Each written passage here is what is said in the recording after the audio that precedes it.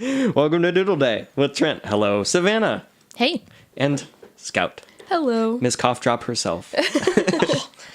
Yeah, we're having bad luck recently trying to get this show going because every time we try, something goes wrong. Either Scout, you get a little sick under the weather, or Savannah's computer just decides that it doesn't want to live anymore. Exactly. Hey, do me a favor. If y'all can see, if I share my screen like this, can you see me doing this?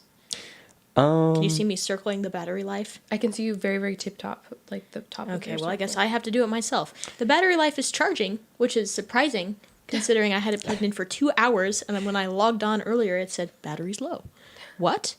I'll just keep an eye on that, and I'll let you guys know as we go along, but it is charging, so that's good. Funny. Well, not funny. Sad. Scary. Yeah. Not again. It's not intimidating. It's what's the word? It's exciting. It keeps you on the edge of your seat. Enthralling. No. Oh my gosh. Scout. I'm thinking titillating. Ew. Not enticing. We'll figure it out by the end. Come back to me. Go to someone else. Okay. So, Scout, right before we started, you were saying you have a what's in your bag challenge? Not challenge, yes. but give us a tour of your bag as it currently stands. My fanny pack right now, just a little unboxing tour for you. We have about 14 of these cough drops, honey lemon. I've had over 14 today already. This is just what's left, and Yeah. I know I will eat. Mm-hmm. I have 1 tampon. I have 2 packets of ketchup from the Rangers game I went to earlier today. Ooh. And then I have 2 sticks of gum.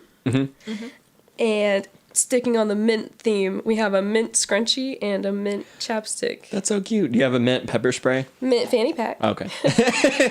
if that counts. Do you have It pepper does. spray, or is that... You can I have whack. pepper spray. It's pink, right? Yeah, I couldn't take it to the game because it's a weapon. They have bats on the field. I was so They. confused. Mac, I was asking him what I should and shouldn't take to the game because I'd never been to a... Well, okay, I guess it's my second professional baseball game. We're not counting the one in 8th grade. But yeah, I haven't been to one recently. And he was like, okay, anything that's like no knives, obviously, like no backpacks. Ding. Sorry. No, you're fine. And I was like, is there anything I should bring? And so we brought a raincoat because it's raining. Did you bring And your glove? He said, bring your gloves. And we were right. I don't know if you saw the picture I put, but we were right on like the foul ball line on the second story. Yeah. Nothing came to us, but Man. it could have. It could have. And when he was like, make sure you bring your glove, I was like, I didn't know why. First of all, I didn't really grasp where our seats were or that people catch balls at games, but I was Yeah. like, they're not going to I was draft like, me. they think you're going to sub you in? Like, you, up there, get down here. That's like when you're on a plane and they're like, is anyone a doctor? And then you're like, has anyone played Pee Wee softball? And I'm like, oh, here, me, and my yellow glove. I'm in. Yeah. That's funny. That's funny. I had no idea why you'd make me bring That'd a be glove. so funny if they subbed you in. But y'all were in left field, right? Yes. Yeah. From when you're standing at the plate? Yes. Yeah. Yeah. So yeah, balls go over there on Yeah. the second story all the time. Did y'all have any close calls at least? No, nothing even right directly below us. Most of the balls, if they went kind of like center left. Gotcha. Like that way. And Yeah. not as high up as we were. Yeah. 1 home run went straight down the middle and was on the second story, but that's it. Baseball teams, if you're playing the Rangers coming up, listen to this. You can learn something from this.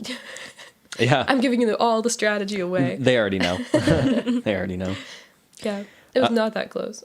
Cool. Well, it's weird. It's good to be finally getting back to normal and doing things, out and about. So I'm glad y'all got to go. I still haven't been to a Rangers game. So It'd be fun to go. I don't know how expensive it is, but But- it'd be fun to go. I'm thinking, is it really a Rangers game if you're there to see the Astros?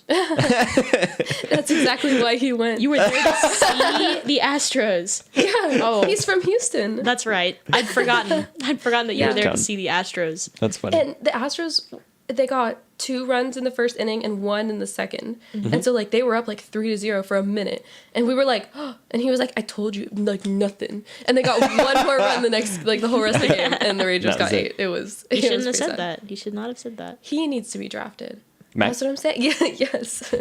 Drafted, not Drafted. for war. Ooh. Drafted. It's like that's, Military Mac. if anyone's joining in just now, we're talking about baseball. Yeah. Baseball. We're not talking about the military. We're talking about baseball right now. Mm-hmm.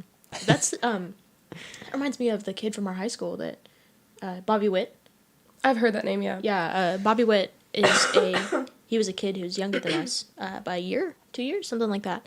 But his dad, Bobby Witt, is a baseball player on the Rangers, or at least he was at some point. He's either retired or he still plays, but he immediately getting out of high school was drafted to I nearly said the NFL. Whatever the professional. MLB, yeah. Major League Baseball. And he was like the second youngest kid to get drafted or something like that. And he was also the second person in the season to get drafted or get signed to a team, which is big because he is brand new. Right. It's crazy. He's very good. Yeah. I've seen him play. I have an idea. What's your idea? Can you draw a cough drop character? A cough drop character? Like, yeah. Him, I'm thinking like a little cartoonish. Sure. He has a smile on his face or he's coughing or something. You know the picture of the cat that's like like the Yeah. I'll draw a little cough drop character. Is he a cough drop or is he in need of a cough drop? No, he's a cough drop Okay, can I see a cough drop? in the wrapper. Yeah. in the wrapper or out. I was thinking in. He has clothes on.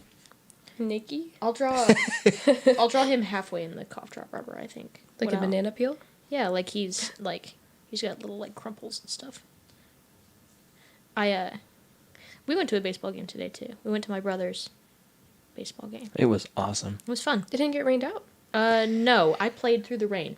Yep. And by I mean I played through the rain. I played through the rain, I mean I stood next to Ben while he played. Yep. Because they needed a shadow, and I did not know it was going to rain. You were standing in the rain, and all of your family and family friends were in the stands, and they were going, "Poor Savannah, in shorts, not just for the rain."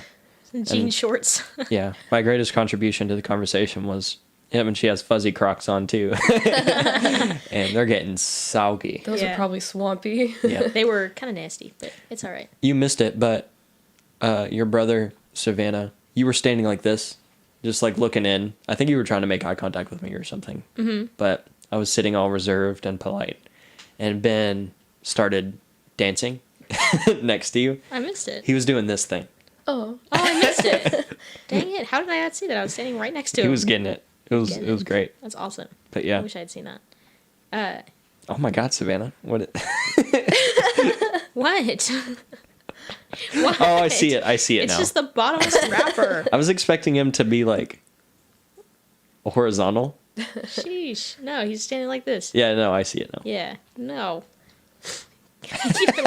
You're like, wow, Savannah, that's suggestive of you. No, like it's just how the wrapper looks. It's like I thought it was a cabbage. yeah. It's like Drewby with his loincloth. Drewby. Yeah. Oh, I forgot about Drewby.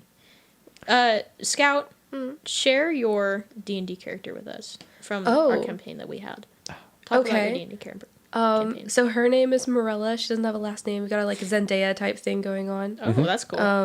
Yeah, she does not have a last name. She's too. Beyonce. Zendaya for some reason is the only. Anyways, she's a sailor, and a monk. She went to, so like in my head, she went to monk school and she like aced it, but then she was like, this isn't fulfilling, this isn't freeing. And then she hit the open ocean. She was traveling by herself for a while, but her family, I have many kids. Can't even count them. There's just too many. I'm 400 years old. Just many, many kids. And so eventually her family got worried about her. I'm just looking at the cough drop. Wow. Eventually her family got worried about her and found Morella's new best friend, Tooth, who's just a... Yeah, tooth. Tooth. Warforged druid.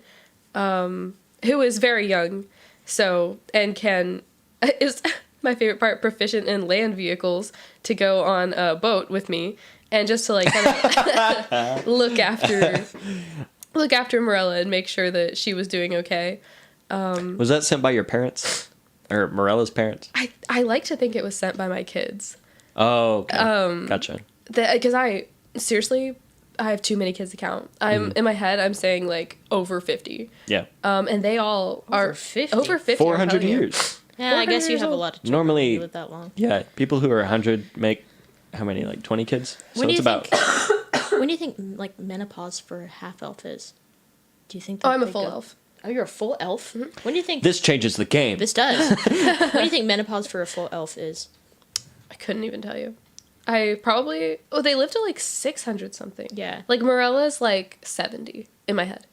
Like years old. And like long white hair, white silver hair. Oh, like that's the human equivalent. Human equivalent Yeah. of like 70 years old. She can still whoop some boat. Hey, Yeah. she's Strong. She's Monks. a strong character. Yeah. yeah. Monks are ridiculous. Yeah, and I like to think that all of my kids are just kind of like homebodies and just kind of stick to themselves. Meanwhile, I'm out on the town, and by the town I mean the ocean. Just kind of kicking butt, doing my thing. And so that's why they sent Tooth after me, because I won't take anyone else with me, but it's not anyone else, it's a robot. So like, maybe this is, maybe I can, and I eventually agreed to it, I guess, but yeah. What do you think your family reunions are like? What do you think the family reunions are like between your children? Few and far between. Is there bad blood between them, or is it just there's so many? There's so many, and I think it's just because there's so many, and they're also different because being a sailor, like they all have different backgrounds because their fathers, I'm sure, have different backgrounds and stuff like that. I bet it's a big deal though. Like I bet it's like a Rangers game. A Rangers game. Can you just be like, children, assemble, and then they all get together? You clap your hands in there, like the clapper. My parents, so my best friend is Madeline, like my home best friend, and her little sister Katie is best friends with Echo, and so we used to have something called duckling formation, which was when we were, because Madeline's born 2 days before me, so we're basically the same age, and then Echo and Katie are in the same grade, but we would have duckling formation where we'd line up by age, or I guess one time was by height. But if it was by height now, I would be in the back. So Is Echo taller than you? Echo is 5'4", and that's not fair. My Don't worry, I go through the same thing. My sister's taller than I parents am. are 5. They're both 5'5". Like my mom and my dad are both 5'5". Echo got the 5'4" genes. What? You're saying 5'4" like it's a tall height. I'm just saying. She got the average height genes. Yes, it's just not fair. I kind of wish I had the average height genes too. I just feel like I would look so much more proportional and not so stubby. I feel look like my stubby. legs. You don't look I stubby. feel like my legs You don't look stubby at all. stubby. Not by no means do you look stubby. Let me show you how you look, Scout. Hold on. Oh my god. Oh, I thought you were gonna pull up the cough drop. Hold on. I would save it somewhere. You are not stubby. Are you just gonna show her a picture of herself because? Long-legged Minecraft chicken. Now, how do I get this on screen? Yeah, show it on the screen. Put I it on don't the know screen how somehow. to. Let me think. Send it to yourself. Log into your. A quick Is it on jaunt. Instagram? Log into your Instagram account. Save the picture and then. I do not want to. I'll probably end up doxing myself. I don't know if that's a good idea. You can't dox yourself if I'm the one doing the screen share. Oh. You're welcome. I'll email it to myself. He's coughing. He's clutching his chest and he's coughing because he has such a bad cough. He's on the brink of it. Oh, oh my gosh, that came out of nowhere. Yeah. I got so shocked that I gasped, and then sneak it up. was over. I was gonna talk about how it's not COVID. I am vaccinated. It just often with like these cold weather snaps with the rain and stuff like that. Yeah. I was hospitalized with pneumonia when I was in second grade. I had it for a week and then I was in the hospital for another week because I went to the hospital after I love my parents disclaimer, I love my parents. But there's a little bit of a like suck it up buttercup kind of attitude in my family. Okay. And so if one of us is sick, it's like, okay, you have to like have a bone sticking out of your body to go to the doctor. Like you can't just go to the doctor for every other thing. So Exactly. anyways, after I had actual pneumonia for a week, and couldn't breathe, and I was having the worst time, my mom was like, fine, get in the car, let's go to the doctor. And I went to the doctor. Sorry. You're fine. And they put me on like a little, they put something over my mouth with like an antibiotic or something, where like they had me breathe it in, and it dropped my blood oxygen level like instantly. And they were like, oh no. And they called the ambulance to the pediatrician's office. No. Because like it plummeted, and I already have low blood pressure, so like they were already like kind of keeping an eye on me. And then they were like, oh, we just made this worse, didn't we? They said, yeah. They were like, ooh. And then I remember being in the hospital and freaking out because I was going to miss Girl Scouts. Not Girl Scouts. No. I know. Was Yeah.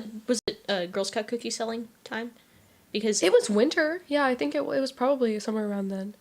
if it was like the start of it, that's the worst. Because if you miss Yeah. picking up your Girl Scout cookies from the zoo, then you. My mom was cookie mom, so I didn't miss anything. She just That's did it. right.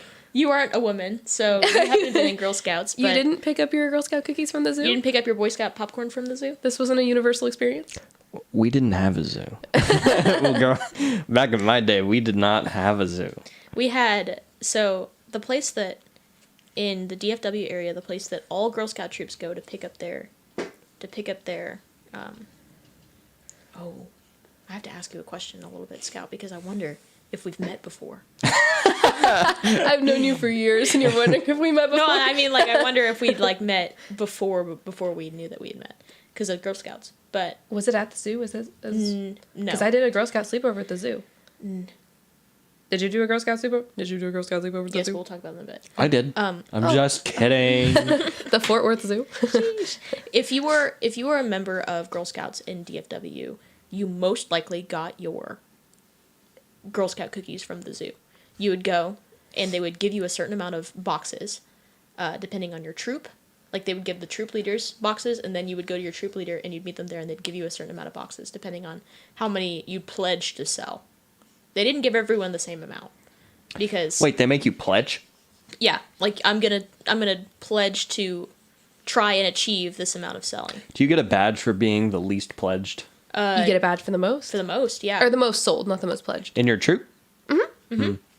Yeah. It's an empty promise if you're just the most pledged, and then you're like, ooh, that didn't work out. Yeah, Yeah. you do get prizes if you sell a certain amount every time. Like, you get prizes if you sell over 200 boxes, which I did one time.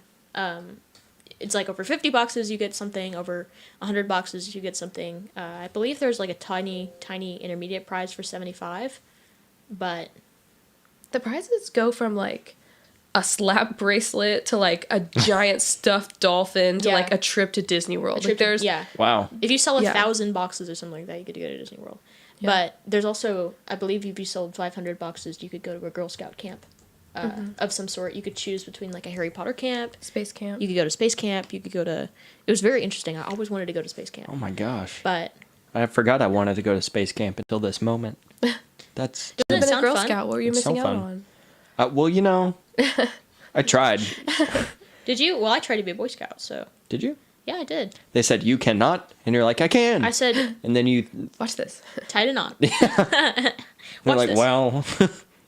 Okay, let's do that. I need to crop this photo before I do it. He's so cute. How may we have met before? I went to a Girl Scout overnight camp with my troop. And I was wondering if you'd done that as well. Yes, Where a lot. did you go? This was the creepiest thing I ever did. We slept overnight in a wax museum.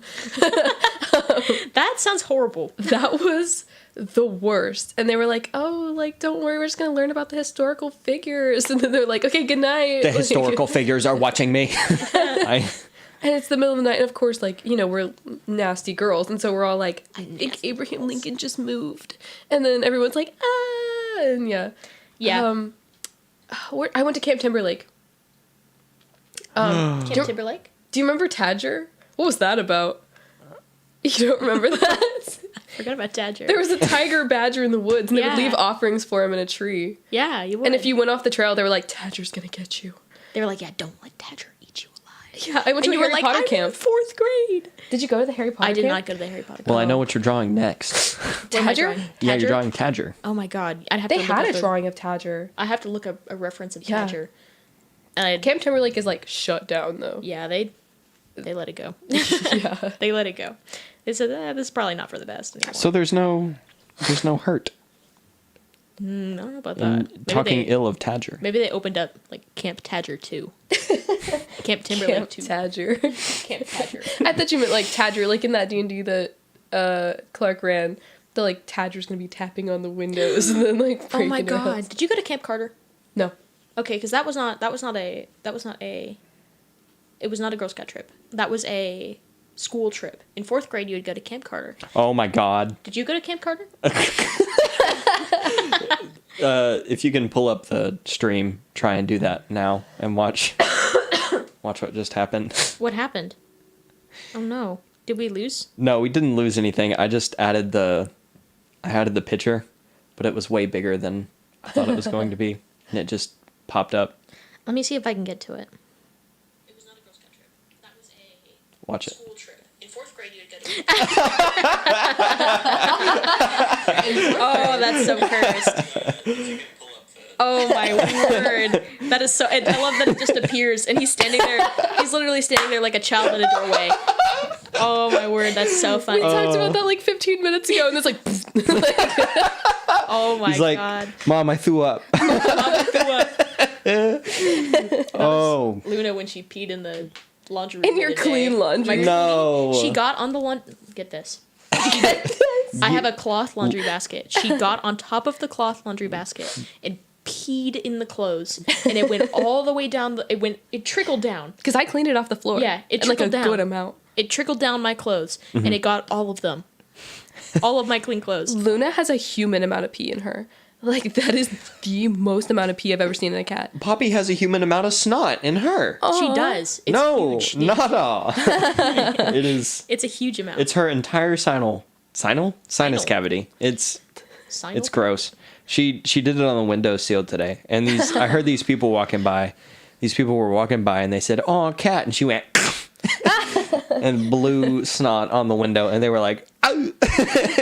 Are you on the first floor? I am. Oh, okay, so Yep. they could see it up close. Yeah. Yeah, they can full view of Poppy. We Yeah. heard fighting the other day. That was fun. That was We were fun. going to sleep, and someone outside was like, "Oh, so this is where it's going," and we were like, "I guess." Sheesh. I told this on a previous Doodle day, but did you find Tadger? I Okay. need a reference of Tadger. Let me. I can do it on my phone. Meanwhile, cough drop. Very cute. Cough drop. If you don't want to look up Tadger, you can draw our chicken friend, our Ender chick. I'll do that first. I'll draw our chicken friend, and then I will draw Tadger. Sure thing. Man, what was I saying? Yeah, so my first day at the There is no way. There is no way they did that. chair, if you can. Why did they do that? Let me. I have to. You have to hand my phone to Trent. Is it okay? Yes, that's fine. Okay. Surely they could have. Oh my word. Should I read it No. out loud? Are you sure? Yes. Why Scotland? Surely. Why would they name? Why would do they that? name something Tadger and not look up what it is? Oh my god. Like what it means. When you say a word, and that you Don't are, Google Tadger. Don't. when you're making up words, when you're just like saying stuff and you're making up words, you should always look up what they mean because. Just in case you decide to say it in Be public. Offensive. Yes, it could can be offensive. It could be anything. Racist. Homophobic. Like look up if you're like, oh haha, that sounds funny. Look it up before you say it to anyone else. Probably a reason. Yeah, just look it up. Just look it up. I need a picture of that Minecraft chicken, please. I'm just gonna search tiger badger combo. Thank you. Why tiger bad? We had Goatman at our church camp. Sorry, I just hit shopping. I don't want to buy one. Yeah. Okay. You had a goat man at your church camp? We had a Goatman at our church camp. He was very scary. There you are. Oh, he's got a big beak. That's right. Yeah, after reading that, you don't want to. Is that how you? Are you sure it was Tadger? Are you sure it wasn't It was Tadger. I'm 100% sure. Tiger Badger? Yeah. That's what he was. Is. He's still out there. It is what he was. Be warned. I just kind of, you can just conjecture here. You can do what you want with I this don't know. information. I don't know if I can. I'll try it though. You What can do try. you- It's just pictures of tigers. That's all I could find. What do you reckon? Because like every camp has a boogeyman, Yeah. right? Mm-hmm. More often than not, it's the kukui out in West Texas. The what? The who? You don't know about the kukui? Bless you. No. What is that? I don't want to get into it. Okay. It's bad if you talk about the kukui. Yeah, we probably shouldn't. It's even worse if you don't know about the kukui. But Oh, this is one of those. It's one of those mind things. anyway, so Why'd they tell a bunch of kids then? exactly. Exactly. Boogeyman. You want to scare someone. So I was told about the kukui on the way back from a band trip, and it was lightninging outside, and there was tapping on the windows, and this girl, Kiana, freaked a whole bunch of people out by telling us about the kukui. But I digress. What do you think the boogeyman was at Camp Rock? Camp Rock. It was like Jimi Hendrix or something.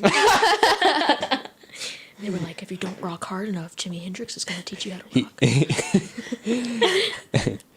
They say at night, as the sun goes down directly at 9:03 p.m., a purple haze appears from the from the jungle. I'm like, you better watch out.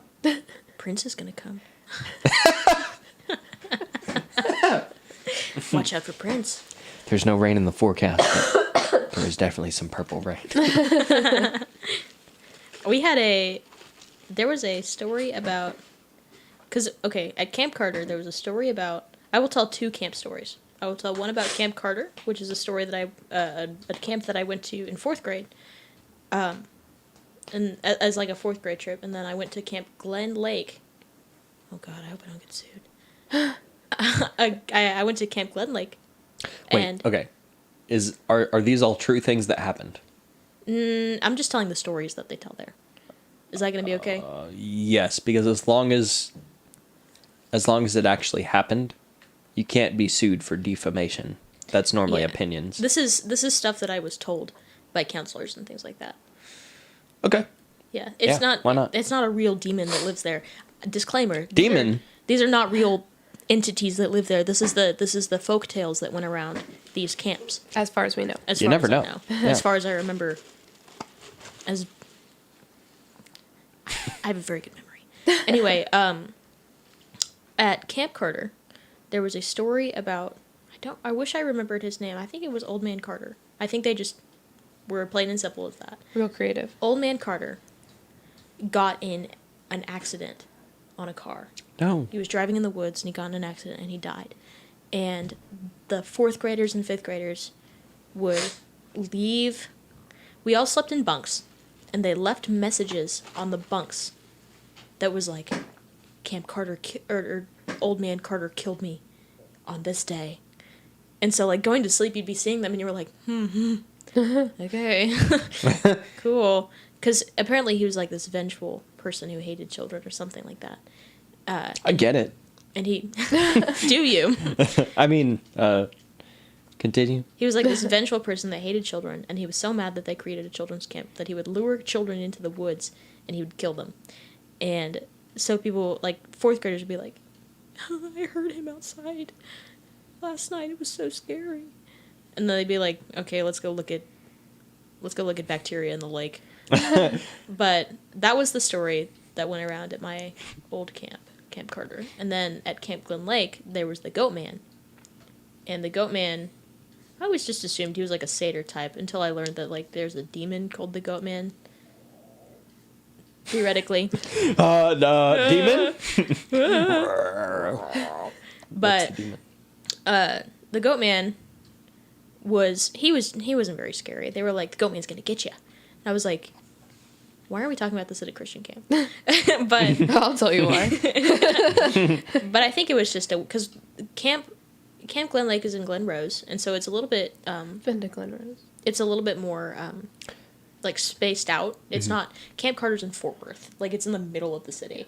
So it's not bad if someone runs into the woods because then there's like a Starbucks 2 miles away. If someone runs into the woods at Camp Glen Rose or at Camp Glen Lake, which is in Glen Rose, like there's a chance that there isn't going to be a building for miles. And so having someone go missing is a little bit more dangerous. Yeah. And so I think that it was a way to like stop children from running off in the middle of the night. Although that still happened. Like there were plenty of my friends that ended up like skipping and like going into the woods in the middle of the night, you know, as 6th graders do, or as 2nd graders do. But it's a gap. yeah, just 2nd and 6th graders. But was that both of them or was that one of them? Stories. that You said you was have two. That's both, I think. Both? That's the Both of goat them, man yeah. Okay. and then the Goatman and Carter. Yeah, gotcha. It is, yes, that is both of them. What if it was just Jimmy Carter? You know, maybe you could if you went on a hike, you could see his car, which was the scary part because there was a rusted old car in the middle of the forest, which I feel like was planted there Yeah, just for funsies, but or just by chance, by accident. they just happened to. And they were Yeah, like, there's just a car. They're like, you know, we can make light of this sad incident. Scout. Yes. Who is your favorite president? Oh.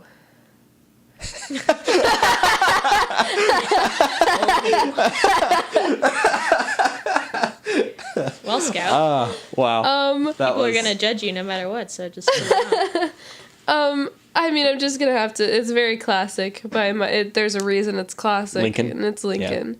My favorite president to think about is absolutely William Henry Harrison.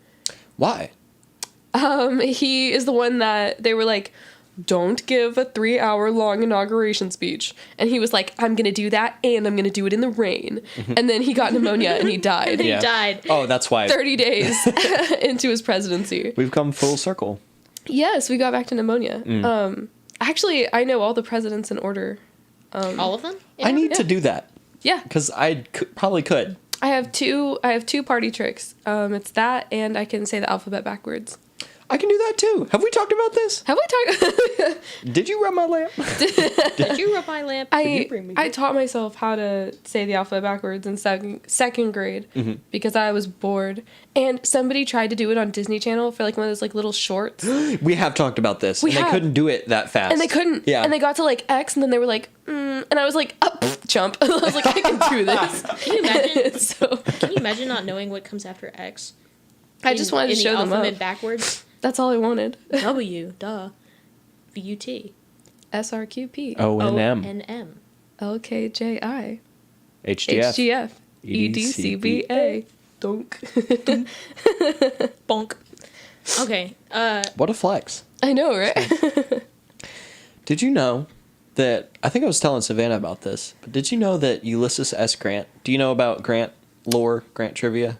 Actually, more than most presidents because he has a Civil War background. Right. So, you know, he was a big, It sounded like you fought in the Civil War. Continue. so he was an alcoholic and, Yes. and stuff like that. He loved his whiskey. But he was a general in the Civil War. And For the North, we should add. For the North. And he couldn't eat raw meat. He couldn't eat red meat. He'd pass out at the sight of blood. I was like, I can't eat raw meat. Yeah, but it's known to be one of the bloodiest wars. Like when you think about, they were drinking like it was the Civil War, and I was about to get my leg sawed off. Yeah. You know, Yeah, there's a there's a reason lot of for that. I threw up. I threw up. Oh, that's good. I was waiting That's for good. that to merge into Tadger, and it wasn't until you drew the legs that I was like, that's not Tadger. That's not Tadger. So I had to do a project, and me and a buddy of mine, Kai, had to be the generals at Appomattox Courthouse to end the war.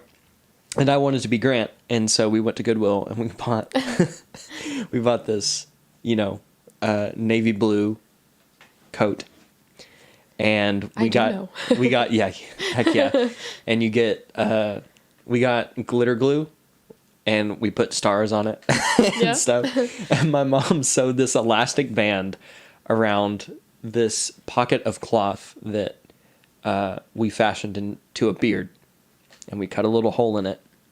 And so I put on the beard, and they're like, well, it's black, and Ulysses had a brown beard. So what are we going to do? And so we got paint, and we painted this little sack of cotton that was the beard. And I was talking so much, and my lips were so wet, that the paint had begun to get on my lips and was making them raw, like through the thing. Ouch. And so it was like a gallery walk. You could walk through the different points in history. And someone, came up to me and they're like, what's your deal with meat? And I was like, I can't. My lips were raw. We did something like that in 4th grade. Is it the Wax Museum? Yeah, basically, it was the living history, or like that's what we called it. But like, yeah, it was where like you had a little button on you, and people would come up and press your button, and you get to say things. And I was first in the alphabet because of my last name, and I wanted to be, and I got my first pick, and I was like Harry Houdini, and my teacher said no. Why? Because I was a girl, and I couldn't be Harry Houdini because I was a girl, and I wanted more than anything to be Harry Houdini. And because I thought I was really into magic. I don't know if you can tell that from the Everything About Me again, but I was really into magic. And no, she said no. And she was like, pick another girl. And it was like that, like, I forgot his name. But he's like the guy who's like running around the street. And he's like, for $1, name a woman. And then she just stands there. That was me. And so she was like, you can be any woman. And I was like, and she was like, I'll pick for you, Jane Long. And I was like, who's that? Who is that? And it's the mother of Texas. That's just some lady. I would have like cried. I did. Been like, you're sick. You're disgusting. How These dare games you. are disgusting. I know. I was just devastated. I wanted to be Harry Houdini so badly. That's literally unfair because women have been, historically overshadowed. And then she did it again. Yeah, and then curriculum, Yeah. Doesn't teach. At the ripe old age of 9, I Yeah. learned what the patriarchy was. I wish I could tell my Wax Museum story, but I can't. And Trent knows it. Yeah. I can't say it. Yeah. I can tell you afterwards, though. I can't tell you what happened. The police I was are not on their way? No. No? Okay. No, I was assigned a role that I shouldn't have been assigned. And it was very thinking back on it now, it's like horrible that they did that. Mm-hmm. Yeah, but I forgot about it until a month ago when we talked about it. Mm-hmm. When this conversation came up in another conversation on the way to Westwood on a Westwood game. Yeah. And I was like, oh my God, I can't believe I played that person. I completely forgot about it. Now, this sort of almost happened to me, but sort of the reverse almost happened. Because me and my partner, instead of doing the Appomattox Courthouse, we were going to do the War of 1812, and we were going to talk about the White House burning down. And I was going to be Dolly Madison. Dolly Parton. No. Dolly Madison? Dolly Parton Yeah. wasn't there when the White House burned down. Yeah. Check your historical how do you know facts. that? Yeah. No, but can you imagine being Dolly Madison? Like, I'm the first lady. It's on fire! Oh my God! Save the portrait. Save the portrait. It's the only thing I know. So, but that didn't happen, unfortunately. Did they not let you? No, it's just I pitched it to my parents, and the city and my parents weren't ready for it at that point. Yeah. So it just we would have been in a not a good thing. But it was really cool. We had to make a meal that would have been served at that point in history, and I just made hardtack. It was really easy. Hardtack is the easiest thing to make. 'Cause it was, Yeah. Civil War. What other Civil War dishes do you know about, Scout? Well, I know the origin of like black-eyed peas and why it brings Yep. luck and stuff like that. That's Civil War based. I didn't know it was Civil War based. What? Oh, you didn't? So whenever this is okay, my dad is wonderful. He tells a lot of stories. This is one of my dad's stories that is fact, we're just going to say. He tells it like fact. Sure. I have never checked this fact. This is what he's told me. Okay. Whenever the North was winning and like came through the South and was just kind of like just like trashing the place. Like they were just kind of burning down everything they saw, which like, you know, yeah. That was to mess up their infrastructure and stuff, Yeah, right? yeah. It was. And that's why the South had to go through like Reconstruction and stuff like that. Oh, see, whenever I was thinking about it, I was like, they're reconstructing like the nation and they're putting the nation back together. But no, No. it was literally they burned in Yeah. billions of. Continue. Yeah. Continue. When they were doing that, people in the North use peas, black-eyed peas, to feed cattle. And they don't eat them themselves. First of all, they taste like dirt. So, like, I get it. Yeah. But especially if they're not properly seasoned. Thank you, Northerners. Yeah, hold on. Leave it to the North. But yeah, they use that to feed cattle and livestock and stuff like that. And so whenever they were going through the South and like slashing and burning everything there, they were like, "Oh, barns stockpiled to the roof with black-eyed peas? Moo." Like those are for cows. And so they left those up, and the people in the South were like, "Oh my God, thank goodness they left us 9 years worth of black-eyed peas. Thank you for our peas. Thank you for our peas." They're like, "You took the wheat, you took the corn, you took everything, and you left the peas." You left the best thing. They were like, "These are delicious." And the North didn't know that, and so they were just like they were just lighting everything on fire except for the black-eyed peas. Can you imagine the North, like someone on the very like border of the North and South, like in Virginia, like walking by and seeing like like a Southern family out like eating peas. They've got like a being champagne. Hey, what? You That's eat that? That's illegal. If I had. After they left, there's like people all in the South like coming out of their homes and like toasting champagne glasses full of beans. They're like, "Oh yes, they left us something," because they killed all the cows. They're like, "What are you gonna feed with these? Nothing." Like, So enjoy your peas. I was thinking for a second. I was like, at least they left the cows for them, but that's also a big, like, middle finger, so to speak, to them because they took all their food. Yeah. But they left cow food. Yeah. Which I'm just like, man, at least the cows are alive. the cows, No. cows Even also worse. died. Yes, But also, that's like them, even if and I, again, don't know how true any of this is because my dad does not really check facts, but thank you, Republican.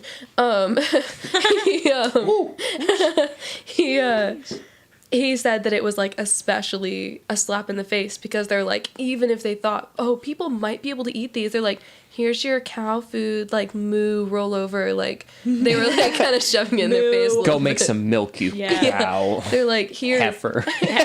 that's where the term came from. you want your peas, eat your peas, cow. Like Peas, you heifer. So even if they thought they might be able to eat them, because it is food, it is edible, it would be like, ew, cow food. But in the South, they already ate them, so it didn't matter. Do you know about the sort of on the topic of not necessarily in old American history, whenever, the pioneers were coming through the state and stuff. This was back when buffalo hunting was a really big deal. Something they did to disrupt, because there was a mass extinction going on, or being attempted by settlers. They were trying to get rid of Native Americans settling on the land. And that was most commonly done through spreading disease and stuff like that. But it was also done in part by sort of using the same tactics that were used in the Civil War, disrupting their infrastructure. And the infrastructure was buffalo and bison and stuff. So a interesting story I heard one time was a group of settlers herding buffalo and pushing the herd off of a cliff. And so there were just mass herds of buffalo that would just jump off cliffs, and there would be this giant pile of buffalo on the ground. And this would be in the summer. And so the buffalo would then start to rot, and there was so much nitrogen from them decomposing and stuff. Nitrogen is, and the gases that are used to decompose were flammable. And so there would be these large burning piles of buffalo Oh my god. in July That's horrible. at the Ew. bottom of cliffs. Yeah. I knew that they had pushed, like, that they did that to get rid of buffalo and things on purpose. But I didn't know that they would catch on fire. Yeah, I had no idea. Combustion. Okay. Oh. Yeah. Yeah, Perhaps not. Yeah. Yeah. Yuck. The Tadger? The Tadger's looking great. Yeah, he's coming along. Mm-hmm. My friend Tadger. Mm-hmm. Or I Thank guess you. my enemy Tadger. Thank you for indulging the buffalo story. Appreciate it. I'm trying to think. I don't know a lot of history anymore. I focus so much on music, and there's so much history in music that I don't know history from any other thing. Is there a spicy music history story that you like to tell? Or Of that- course, like, so much spice happened with the Reformation of churches. You know, when, like, both the Enlightenment and the Reformation. So it's so interesting to think about, like, just how music changed just because people didn't want to be associated with Catholicism anymore. Like, they were like it's so important. Like, so many religions think it's important to sing in Latin because it's like the holy language, Is it? according to Catholicism. Catholicism. I believe so, yes. That is the language that people spoke. And so it's considered the holy language. And so many people were like, can we make it German instead? Like, I don't want to have to do this anymore. So it's really funny to think about just the fact that people were like, can we just do that? Can we just do it in the vernacular? Like, I don't want to have Yeah. to, I don't want to have to do this anymore. I'm tired of having to learn Latin just to sing this thing for Song. an hour. Yeah. But, Scout, thanks for hanging in there despite the the illness. Yeah. It's okay. I'm actually, sicknesses usually don't hit me too hard. Mm-hmm. Even when I'm not doing great, I'm still able to function and stuff like that for sure. I think it's the Dunkin' Donuts. I think it that's the is. cure to Runs on Duncan. Runs on Dunkin'. Runs no on kidding. Duncan. runs. Sprints Yeah. on Duncan. Even when I had COVID in December, I had Holden and Pedro take my window screen off, and I would just go out my window, and I would do like 8-mile walks, like every day, and I did all kinds of like fitnessy stuff. Like I had my yoga mat and stuff in my room, so That's hilarious. I would do. I know. That's- Yeah, and the whole time I had COVID was crazy. yeah. But yeah, I'm always able to function and stuff like that. I think I've said a little bit, but like, especially in my family, like my dad, when he's sick, it's like debilitating. It's the only thing. Yes. And yeah. so he'll be like, bring me soup. He's like, feed me soup. And then my mom, sister, and I, whenever we're sick, we're like loading the car, we're doing things and going on walk, Have you ever just rested whenever you were sick? Why would you think I would do Consider that? Who would do that? In a foreign concept. Consider the following, please. No, there is no time for something like that. I do. Whenever I had COVID, I would walk for 8 miles, but then I would come home and lay down and watch The Bachelor or like whatever was on. I do things like that, but most of the time not to sound like a frat bro here, but like no rest days, like no days off. Yeah. I usually just kind of power through it. If it's a little bit of a like, I don't want to feel like I'm wallowing kind of thing. I see. Yeah. And so like if I'm sure laying down would feel wonderful. And it would feel great. But if I start laying down, I'm not going to be able to get up. And I know that. And so I'm like, I'll come home from, I wasn't feeling great yesterday. I still went to work because they're short-staffed at the place that I am employed. But the feed store. the feed store at which I'm employed. I still went to work. But I came home and I'm like thinking about like, okay, well, tomorrow I have to do laundry. And like, I always have something up next and something going. So It's not too hard. Great. Yeah. I ask because, and you sort of answer my question too in your answer, but I just didn't know how your body was affected.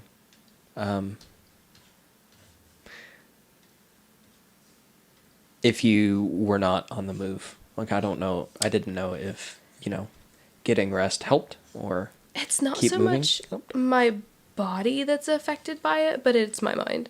I see. Kind of the same way that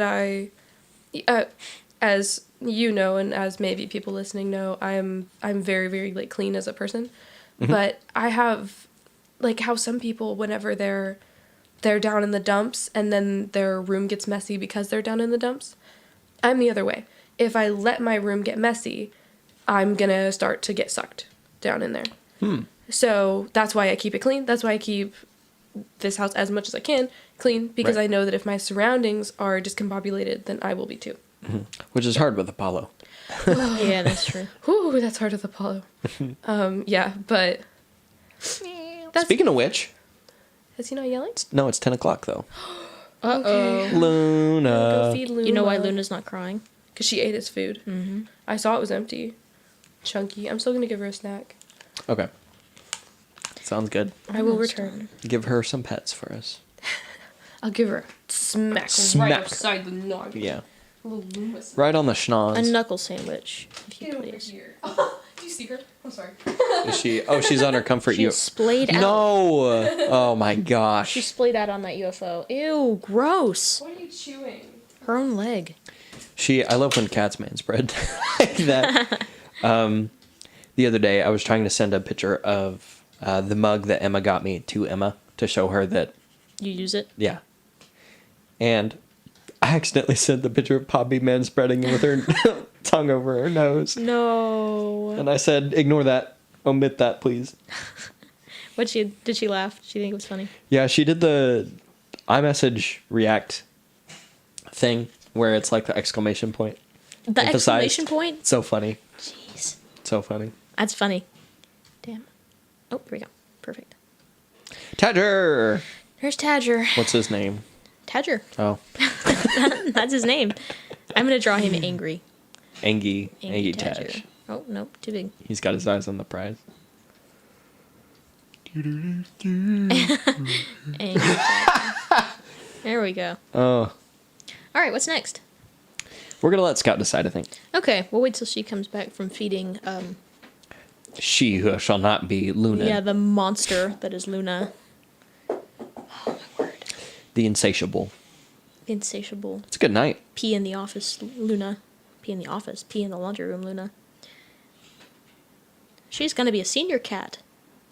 Soon. I think she's already a senior cat. Poppy's birthday is coming up. Yeah? Are you gonna celebrate it? I don't think so. What? You're not gonna celebrate it? No, every time she meows, I'm gonna take another Minute buck off. I'm gonna spend on it off. So, How much money are you down to now? She owes me money Oh, at this point. you're in the negatives. Yeah. I see. So, given I started with $5. Would you mind so, blowing out that candle beforehand? so it doesn't catch the Minecraft sword on fire? Well, I don't want to burn it out too much because I just got it. What is it? It's ice cream bar. That's right. Yeah. We were talking about Ponker man spreading and Yeah. How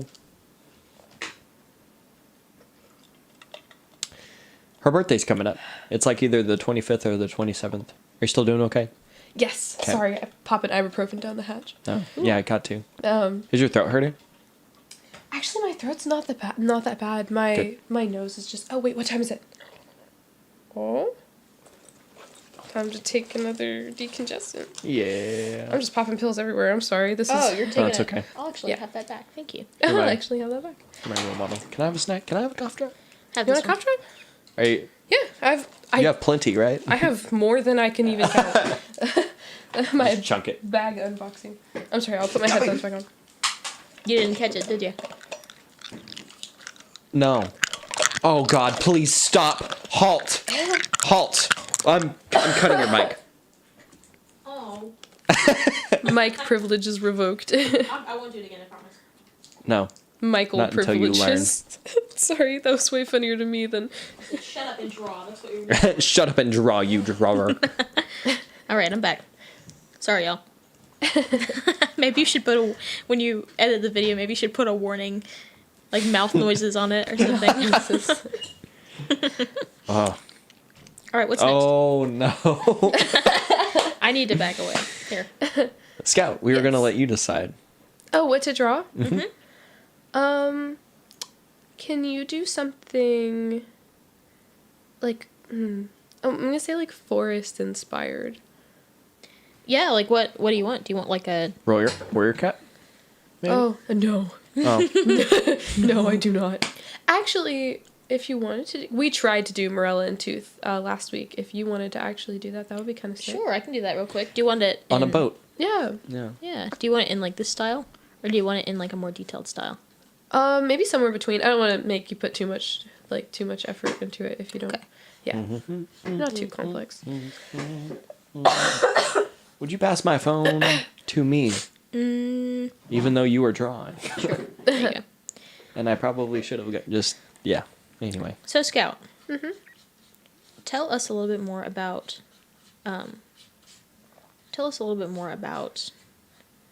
your newfound rock climbing love. Wait. Him or No. my love of rock climbing? Your Oh, love okay. for rock climbing. I was like, well, yeah, I've been twice. I went a couple times with my like childhood friend who had a gym membership to Summit in Grapevine, I think. But I hadn't really been since then. I saw Summit for the first time. Yeah, we Summit drove by Square. it. So cool. Yeah, Freaking. there's like a whole extra room. It's like, yeah, it's really cool. I haven't been in, but it just looks. It looks killer. Sorry to interrupt. No, Yeah. no, you're fine. Just neato mosquito. Yeah, I went to Summit one time with Mac. That was really fun. He says that every time he goes, he sees his friends because they're all rock climbers. And so we walked in and I was putting shoes on. And then he was like, hey, it's like, I don't know, like Mason. I don't know, just some dude name. Like, he was like, it's Mason. I was like, hey. Like, Who was that? nice. We had been dating for a week. Just, okay. So I had to seem cool to his friends. Right. As opposed to now. So now when I don't care what it's I'm just kidding. But I had to seem cool, but I'd never rock climbed before. And so I was trying out I guess when it's indoor, it's like VB1 or VB, V0, V1, like that kind of stuff. And VB is the easiest one. Anyways, I was able to do all but one of those, I think. This is Tooth. Okay. Thank you. I appreciate it. Did you already know what Tooth looked like? No. I'm gonna need you to like send me it or something. Okay. What do you think Renee's doing right now? She's with Atticus Nema. Yeah. That's right. Isn't there like a party or something? Yeah, Atticus is... Did you text him? Mm-mm. Oh, his birthday was Thursday. I'll say happy late birthday. I knew it was Thursday, but I am busy. Oh, okay. I didn't mean for that to be mean. I did not have time to... I knew about it because Renee told me that it was later this week, and then I saw Thursday pass before my eyes and was like, oh. Okay. I just didn't know if you texted him. So I think his parents are out of town and he's having like a mini get together. That's so fun. Yeah. Yeah, I miss him a lot. He's coming up. Don't worry about it. I know. Yeah. He'll be up. Oh. No, go. Oh, sorry. I was able to do like all but one of them. And Mac is so good at rock climbing. So I was watching him do like the overhang stuff, and I was like, and of course we've been dating for a week, so I was like, like he's so cool. Yeah. I still think that, but I'm just a little bit more used to it now, I guess. Anyways, and then when we did the outdoor one, I did I guess they're called 5. So it's just a 5 something. And so I did a 5.6, a 5.7, and 2 5.8s, and Mac did I think he did like an 11.6 or something like that. Like, I kind of forgot. But that's about where he is anyways. And yeah, it was a lot of fun. I didn't make it all the way without taking a break. I had to let go. And you tell the person, like, take before you jump down. Or not jump down, before you let go. Because my fingers just couldn't take it. And I, at the very top of the 5/8, the hardest one I did, I was getting close, but it just got more and more overhanging. And I was like hanging on to, I was a little bit too short to reach the next one. And I was like, I know what I have to do. And so I was like, I don't know if I have this. I was like, I don't know if I can do this. And so I asked, it was Mac's roommate Jess who was belaying me. And so I was like, would you like just take, just as much as you can. I was like, I'm going to jump. I'm going to touch the top of this. And then you need to catch me. And she heard me and was able to. But I kind of scrunched up and I launched, touched it, and then swung back. I was like, no more, no more, no more. It was a 70-foot outdoor. Ooh. Yeah, it was. And for someone who had rock climbed for the second time. Yeah. In their adult life. I was not really prepared for that one. And oh my gosh, it was, I had my first round of the vaccine, but not my second. So I was applying hand sanitizer after every route and stuff like that. But the amount of micro cuts that you get on your hands from the rocks. And then I was like, yeah, that was bad. You've seen Home Alone, right? Yes. It's like when he... Yeah, because my hands were, and just my cuticles and stuff were bleeding, and That's super interesting. So, are Mac's hands really calloused? Yes. And stuff from... Yeah, they are. Every interview I've heard with, or every podcast that a rock climber has done with a layman, which is mainly just whenever Joe Rogan talks to rock climbers. Something they always talk about is their training process and how long they just hold. Yeah. We went to the Pro Museum. How long they hang. We went to the Mac and I at least went to the Pro Museum, and there was there are rock climbing handholds, and then you put your weight on a platform so they know how much you weigh, and then you put it all onto your fingers, and you hang there, and there's a timer, and it was cycling through, and Mac went first, and he got 30 something seconds, and he was like, I'm just gonna get down, and I was like, oh sure, I was like, I can beat what. This is nothing. I can beat 30 seconds. And I got on there, and my fingernails were kind of longer. I wasn't planning on rock climbing that day.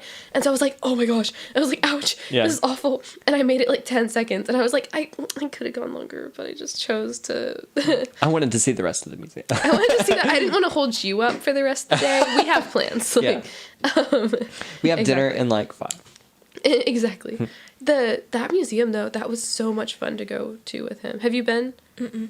No? I've talked about going, but it's worth it for sure. There's one of my favorite parts. There's an earthquake simulator, and we watched the people go on it before us, and they put it on. There's easy, medium, hard, and extreme earthquake, and they had a kid, so it wasn't their idea. Dang. They had a kid, and they put it on medium, and we watched medium. It was tick tick tick tick tick tick tick, and we were extreme, and because you only get one shot on it before you get back in line. And we'd already waited, and so we put it on extreme, and it was hold the handrails, and we were and we grabbed the handrails, and it was tick tick tick tick tick tick, and we were this is nothing, and then we went on the handrails, and then it started getting a little bit more extreme. That sounds so fun. It was so cool, and I just love natural. It's like a science natural history museum. There's a lot of stuff about space for those of us who want to go to space camp. Absolutely. There's a lot of stuff about space, a lot of Do they have skeletons. any moon rocks or anything? No, they have this is one. They have a gem exhibit, me touching the aventurine around my neck, but it's so cool. They have so many crystals, and I'm really into rocks. When I went to Rainforest Cafe, I'd get the rock bag. Have you? Yeah. Me too. I asked Santa for a rock tumbler for Christmas. I did that. Did you get a rock tumbler? No. Oh, I got a rock tumbler. My parents did not give me a rock tumbler. They were here's the fine grit, and I trashed this rock tumbler because I was rocks fast, and I didn't want to go through the. I was 8 years old. I didn't want to go through the 2 weeks it takes to tumble rocks correctly. Exactly. My parents are she's gonna be a witch. We can't trust her. So, yeah. The rock exhibit part, we would pick our favorite ones, and we'd count down from 3. We'd be 1, 2, 3, and we'd point to the one that we want to have in our house. And they were not the same actually on most of them, unless there was one obviously pretty rock and one kind of lumpy one. Yeah, we'd pick the one that we'd most like to display in a house. I've always wanted to go to the Pro Museum. It's worth it for real. It's very nice, and it takes 3 hours. Also, take Trent because you get to race at the end. and I got to race Mac, and I was only 0.5. His leg, it measures, sorry. There's something that they have there. It's like in the human part, that like the human exhibit part, where it's like all about like body and like this is how many gallons of blood you have or whatever. It's kind of like kidsy, but still interesting. And they measured your stride, and he's a foot taller than me. His stride was 3 feet and 11 inches, and my stride was 2 feet and 9 inches. He was actually supposed to be 6'5". I know I keep talking about him, I'm sorry. It's fun. He was supposed to be 6'5", but he had scoliosis. And so his legs are like a 6'5" person, but his back is like maybe not 6'5" person. So anyways, that's why his stride is so much longer than mine. And then in the race, I was only 0.05 seconds behind him, which is like how much the timer was off by. Wow. And I used to be in track. Yeah. And I guess he was a baseball player, but And he has long legs. he has the longest legs. Yeah. Anyways, but I was able to hold my own a little bit. But then you can race it at the end, at the bottom of the museum. There's a basement and it's like an athletics hall, and you can race a T-Rex. You can race a cheetah.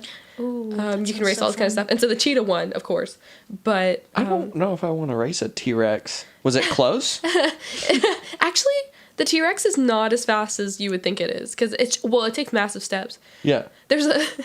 There's 2 lanes, so you can go with one other person. And so Mac and I were going at the same time, and then you can pick like an Olympic gymnast. You can pick some super fast, like Usain Bolt kind of guy. You can pick all these different athletes from or you can pick a cheetah and a T-Rex.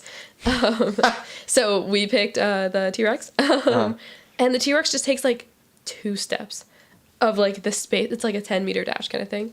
He takes like 2 steps, but he's it's just fast. 10 meters? Yeah, it's a really quick. It's like a sprint, like a fast. Yeah. Anyways, and that's what I used to.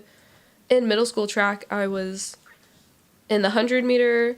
I was in the 200. I had the 4x1, 4x2, 100-meter hurdles, 300-meter hurdles. That was my least favorite. I hate 300-meter hurdles. 300-meter hurdles. Ridiculous. It's absolutely ridiculous. Worse than the 400. It's so much worse. Yeah. And I would rather do an 800 than do a 300-meter hurdle. I'd rather eat glass. Oh my gosh! And I went to every meet in the 300 hurdles because I was a really good hurdler. Yep. In the 100, and they were like, just do the 300, and I was like wheezing after everyone. And I get really, really nervous before anything like that, Yeah. And so Track meets are awful. And 300-meter hurdles is like the second or third to last event in the whole thing, because there's an event list.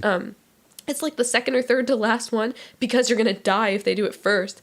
But then I've done like 4 races and pole vault, and then they're like, get ready for the 300-meter hurdles. And so I'm like about to vomit in the blocks, and it was bad. It was bad. No, I did it for way too long. It's awful. The most scariest points in my life is like when I'm on the blocks about to run. It's awful. We'll probably go to that museum, Savannah, and then I'll tear both my hamstrings trying to slow down. That'll be great. I'm very excited for that. I'm very excited to have to carry you out of the museum. It's a really good time. The thing that I put on my story of me and Mac, there's a musical staircase. And so you walk down it and it plays music as you go down. Wow. It's fun. Yeah. It's a lot of fun. And I was trying to take a video of us going at the same speed, but like a third apart. And then he was like, boom, boom, and he just like went all the way down the stairs. I was like, no. It was supposed to be, okay. You said he has scoliosis, right? Yes. So this is a little tidbit that I felt really bad about last week. No, a couple weeks ago whenever I was running the one shot, because we were in the town square, and someone asked to look around because I think someone lost their coin purse or something, and I basically said, well, you don't see the coin purse, but with that perception, that high perception, you do see someone up on the building ringing a bell. And then someone asked, well, what do they look like? And I'm like, well, they're just a peasant. But with that high perception, they rolled like a 23 or something like that. With that high perception, you do see that he has scoliosis. And everyone laughed like, oh, okay. And then Mac was just like, I have scoliosis. And he's right next to you. And so I was like, damn. Oh. And so the next time around, I changed it. And I don't know how he felt about it or not, because I'm sure he didn't. Okay. He didn't feel that bad about it. Because we were in the thing again, and then someone asked to see if that guy was still there, and they were like, does he still have scoliosis? And I was like, investigation check. And they checked, and he doesn't know. Now he has a heart arrhythmia. And so I probably offended someone else in the group than a heart arrhythmia. But No, I don't think he was offended by it or anything like that. I think he wore a brace for a little bit. It's not like as bad as it just. It's very common in people that play tenors. Oh yeah. And tall people just in general. Mm-hmm. So. And my dad is really, really into backpacking, and we did Pikes Peak, of course, last summer, and so he was like, "Oh, Mac is an outdoorsy guy. Like, I'm sure he would love to come with us on a backpacking trip." And I was like, "Sure." And my sister's now ex-boyfriend was 6'2". Ooh. And so my dad gave him I think he got like a 40-pound pack or something like that. When, for reference, like I had like a 25. My dad had a 30, you know, like, and my dad's like 5'5". He's like kind of short, so it makes sense. But anyways, I know that if I didn't tell my dad, like, by the way, he has scoliosis, maybe don't put a 40-pound massive pack on him, then he would have done it. And yeah, that looks so good. What do you want your cute. boat to be named? Oh, Jackson 2. What happened to the first one? Well, because we're the Jackson 5. Oh. So this That's is cute. This is the Jackson 2.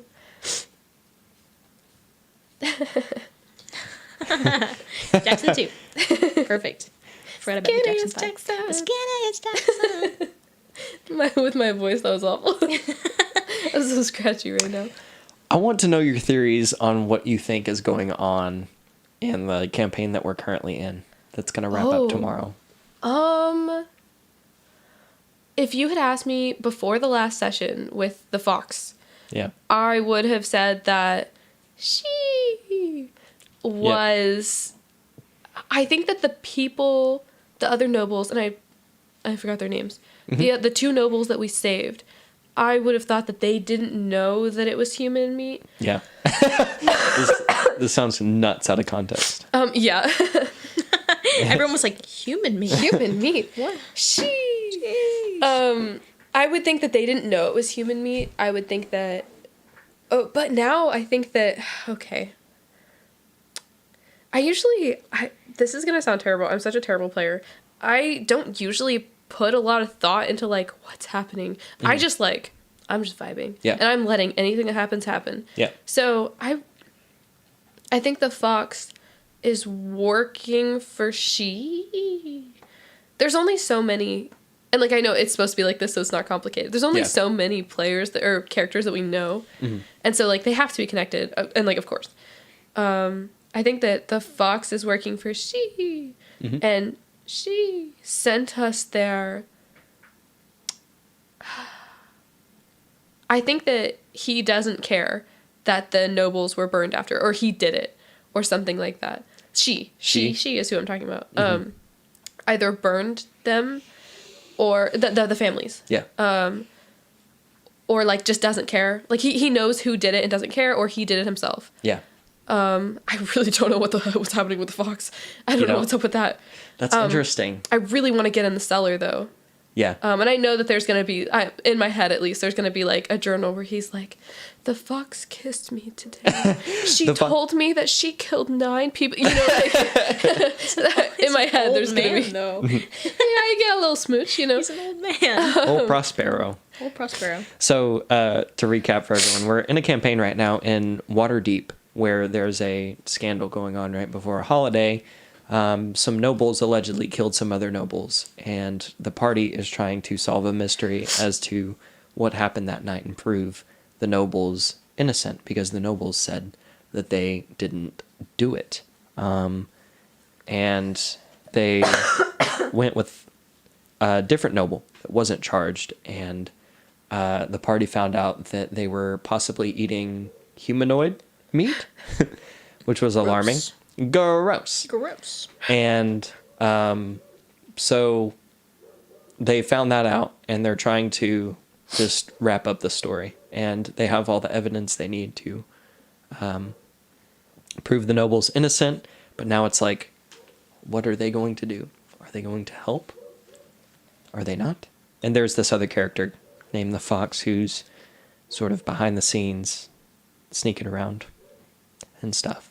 So it's interesting. There are a lot of moving parts, and it seems like a lot of people have figured some things out, but not others. And then the people that have figured out some things have not figured some things out that other people have figured out. So it's cool to see it. No, I'm really into it. Mm-hmm. I like it a lot. Neato. It is fun. I've enjoyed it. Do you have any other recommendations, Scout? For what to draw? My favorite animal's a chipmunk. Your favorite animal's a chipmunk. Say It no is. more. Say no more. Has it always been? It used to be an elephant. It used to be a golden eagle. Specific, but okay. They're huge. I'm like dying. Sorry. You're fine. Can you only have one cough drop per hour? No, I have so many, but I don't want to like Yeah. clink, Gotcha. clink, clink, and like talk and stuff. Plus my throat isn't super sore. I'm just like kind of coughing. I see. But yeah, it used to be an elephant. It used to be a golden eagle. It was a lynx for a little bit. Lynxes are rad. Yeah, but for probably since like 7th grade, it's been a chipmunk. They're so cute, and they're little cheeks, and they're so small. And also, if you look at a chipmunk and habitat map, like they go. They're everywhere. This is Texas. They're everywhere but Texas. Yeah. They're in Colorado. They're in Breckenridge. You'll see them running everywhere. Freaked me out because it occurred to me that was the first time I had ever seen a chipmunk. Really? Yeah, I've seen prairie dogs. But Yeah. Whenever I went on Pikes Peak, we found chipmunks, and we were backpacking, so we had one fork, one knife, one spoon, and Are you gonna eat the chipmunk? no. Oh. I lured the chipmunk over to me by giving it peanut butter on a knife, and it was a plastic knife, and because we need to carry as little weight as possible, and it was eating the peanut butter off my knife, and I have a video of this. My dad's taking a video, and he's like, "Is this your dream come true?" And I was like, "It is." And then the chipmunk goes, and he bites the knife, and he runs away. he takes your knife? He took the knife that The we only had. knife. And Oh I was my like, god. "Excuse me," and he just jetted, and I chased him down, and I like boogity boo, and like made him drop his knife. Boogity boo. I didn't know what to do. Yeah. Yeah, They're so cute though. They're the sweetest little they're things. so cute. But they're willing to steal food. In an instant. I Yeah. need to see what a chipmunk's tail looks like. I don't quite remember. You know what I just realized? Did we tell Clark that we were having Doodle Day in here again? No, we didn't tell him. This is Is kind of he- lucky that he hasn't. Is he gonna come in. back? No, Is it lucky? I forgot to. I mean, like he doesn't. Yeah. He wouldn't be here anyways. He doesn't come home very much. Yeah. So I was like, "Is it lucky?" I think it. Miss that guy. You're doing. How do you do that? Do what? Just the framing of the face and stuff. It's just so great. It's about shapes. Huh. It's all about shapes. You build off of shapes. Geometry was my least favorite subject. Uh, Still is. mine too, actually. I'm just gonna umbrella term math is my least favorite Yeah. subject, but. Wah, wah. Mine too, probably. Why do you think I want to teach first grade? Yeah. Yeah, I mean I can do addition. Spoiler alert: I That's all can't you do can do. addition, but Well, every other operator is just some variation of that, kind of. yeah, I really. can do multiplication, but once it gets into anything with a, oh my gosh, it's been so long. Variable, is that what the? Yep. Okay. Yep. Anything Algebra. with a variable, it's game over. Ugly. It's ugly. The first STAR test, and I was kind of like my parents really pushed me to be a good student, and so the first STAR test I didn't get commended on was algebra in 8th grade. Yep. Same. Which, duh, I could have told you that. And I remember my parents being like, "Well, like you're not commended on algebra," and I was like, I have an 80 in algebra right now. Like, there's no way. Yeah. Why did you think I was going to be commended? I remember doing decent on that. I can't remember if I got commended or not, but I remember I learned what the quadratic formula, equation, was on the test. Yeah. I know that one. Quadratic formula. Excuse me. I'm supposed to teach this stuff soon. Need to get my jargon right. But I saw it on the sheet and I was like, huh. And then I found a problem and I was like, I wonder if this is how. And then yeah. So my algebra education sort of fell short in some places, but My whole math education fell short in most places. I had a teacher that. I told you about my math education with like the lattice method and things like that, where it doesn't work for me, and I got sent to detention because I couldn't do the lattice method. And this was like a constant. Like I didn't have a lot of like after school free time because I was always in detention, not for like problems, like behavioral problems. it was just because It was because they wouldn't. your learning style doesn't Yeah. work with the lattice method. But as long as you show your work and you're getting the point of the thing. You should. should Yeah. get points for that, and I did not. Even then, the students that don't show work that can do mental math, as long as they're not making mistakes and as Yeah. long as they're not cheating, Yeah. should, because there's an entire UIL event where if you show your work, you get points off. And that Exactly. is number sense. It's all mental math. So it's ridiculous, Scout. I know. Any kind of math is ridiculous. Right? Yeah. My 8th grade algebra teacher was just terrible. It was awful. And then I got to sophomore year and they were like, it's time for algebra 2. And I was like, I don't know algebra 1. And then it was too late. And I was just in the thick of it. It was awful. My parents kind of like required that I had all A's until that class, whenever I was allowed to have an 85. Because it was terrible. And I finally learned what factoring was. Finally. In Algebra 2? In Algebra 2. Wow. But not even in Algebra 2 in April. Yeah.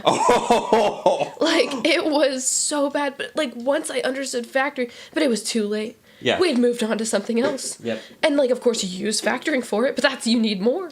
Yeah. And it was too late. So I was done. Have you taken any education courses, Scout? No. You've taken child development. That's an education course. Oh. Yes. Oh, do you just mean like human development and family science? You That's my minor. Yeah, that's... Oh, okay. I guess you could count that. Some of the classes you can count, yeah. I took child development for non-majors. Oh, well then that's a different story. Never mind. I've taken abnormal child psych. Just talking about child classes. So, actually, there's... excuse me. There's probably a lot of overlap with what I'm thinking about. And that, in particular, is... there's this concept known... Academics, I've found, in every area, love coming up with words for the same thing that make them sound intelligent. And the word in this case is vertical alignment. Air conditioner. That's the air conditioner Hello, emptying air in the garage. That's what that is? Yep. It's emptying?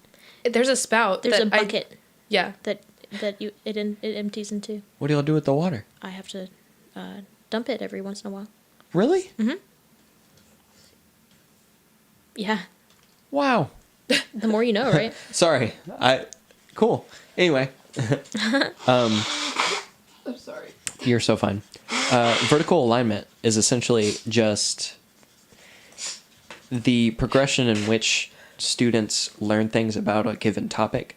So, for instance, if you're talking about states of matter, and this is actually the lessons we're working on right now, if you're talking about states of matter, in order to understand what matter is, you first have to understand properties of matter. Like you have to talk about color, you have to talk about substance, you have to talk about like what does it feel like. You have to be able to perceive the thing, right? And then you can sort of start talking about the different states of matter and what matter is, solids, liquids, and gases. And once you get these concepts down, once you understand that, a solid is, it has, it's a fixed shape, you can start talking about what their molecules look like on a small level. And so you sort of get this hierarchy of how you're supposed to teach content. And a lot of this sort of ties into developing mental models and what literature and academics call schema and mental models. Is this ringing bells?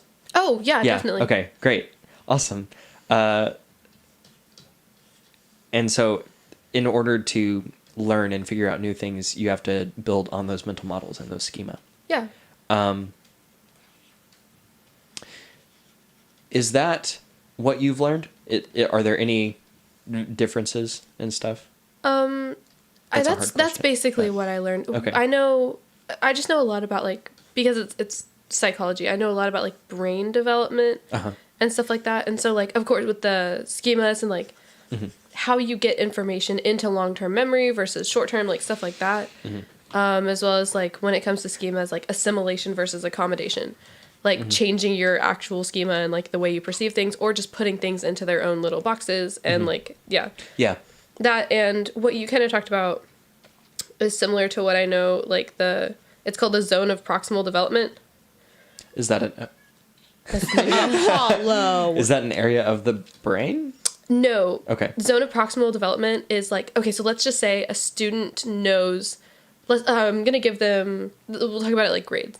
Yeah. So, like, a student is in 3rd grade, but they can function up to 4th grade, you know, like, knowledge-wise, like, their capacity for current knowledge is, like, up to 4th grade and stuff like that. Okay. But then, like, when it's proximal development is, like, having someone near you that knows more, like, having an adult with you that can help you work through things, like, can advance you to a 5th grade level instead. Like, let's say you're doing a puzzle or something like that with an adult who knows how to do puzzles.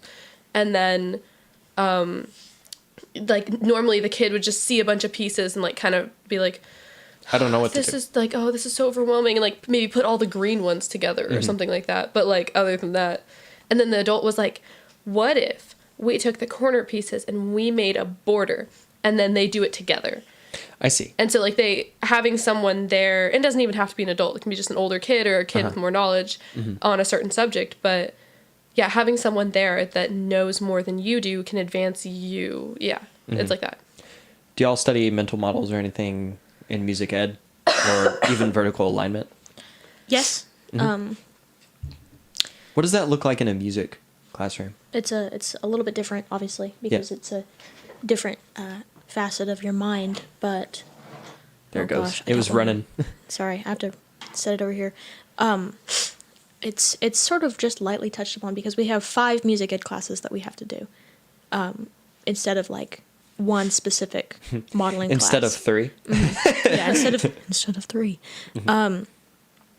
And as you go into it's not something we've touched on yet in a giant in more of like a more focused aspect. The things that you focus on is more inclusion in the smaller forms. The class I'm taking right now is about it's a big focus on how to incorporate inclusion in your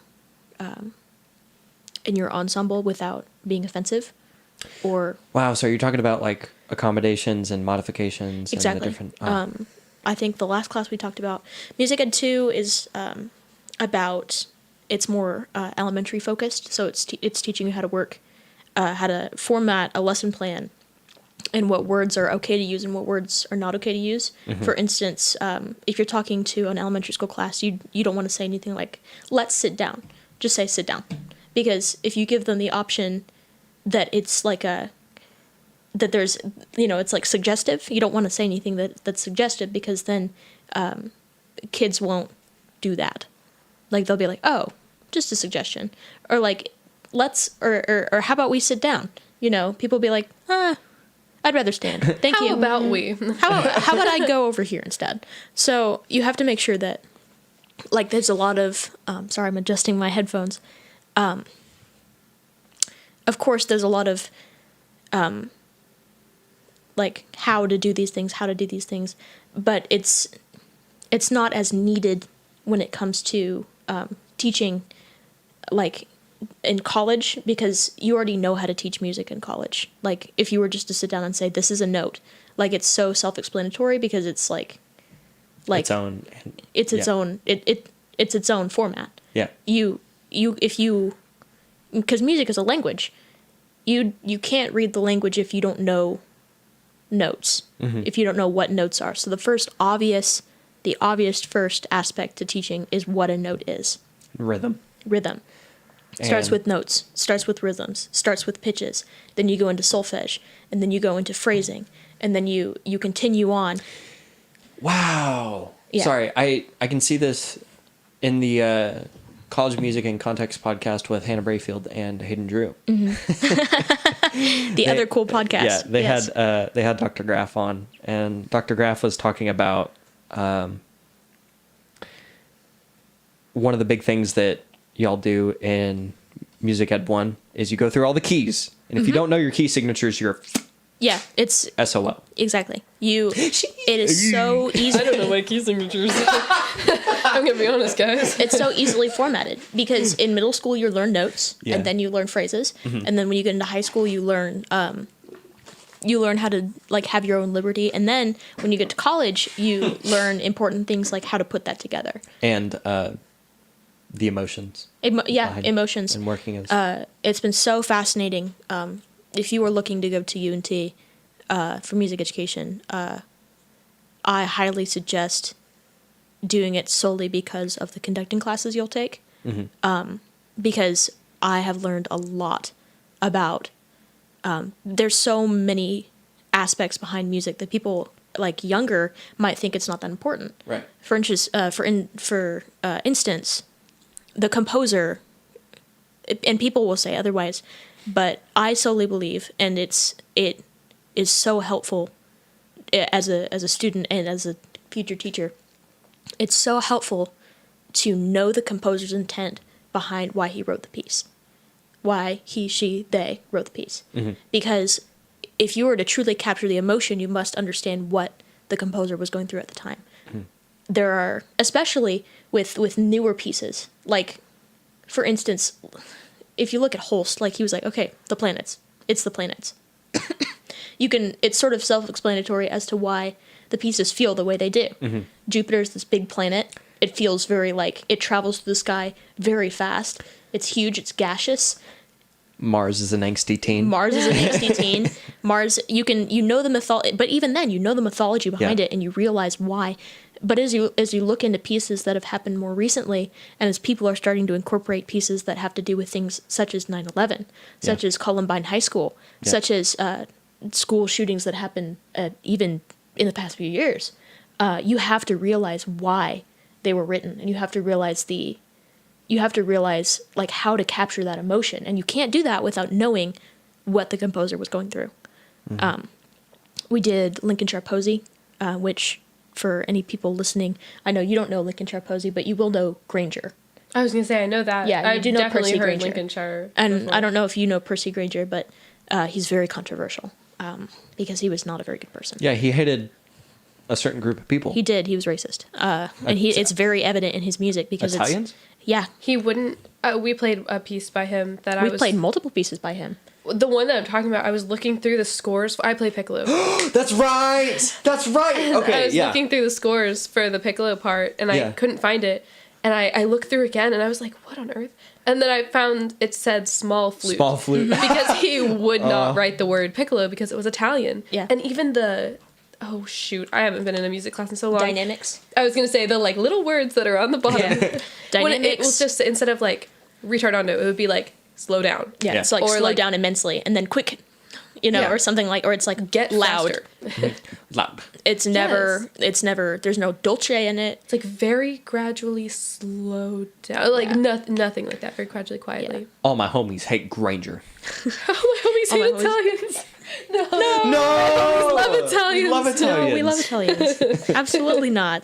All my No, homies no, hate no, no. Granger. Not more than any other group of people. But we're not yeah, okay.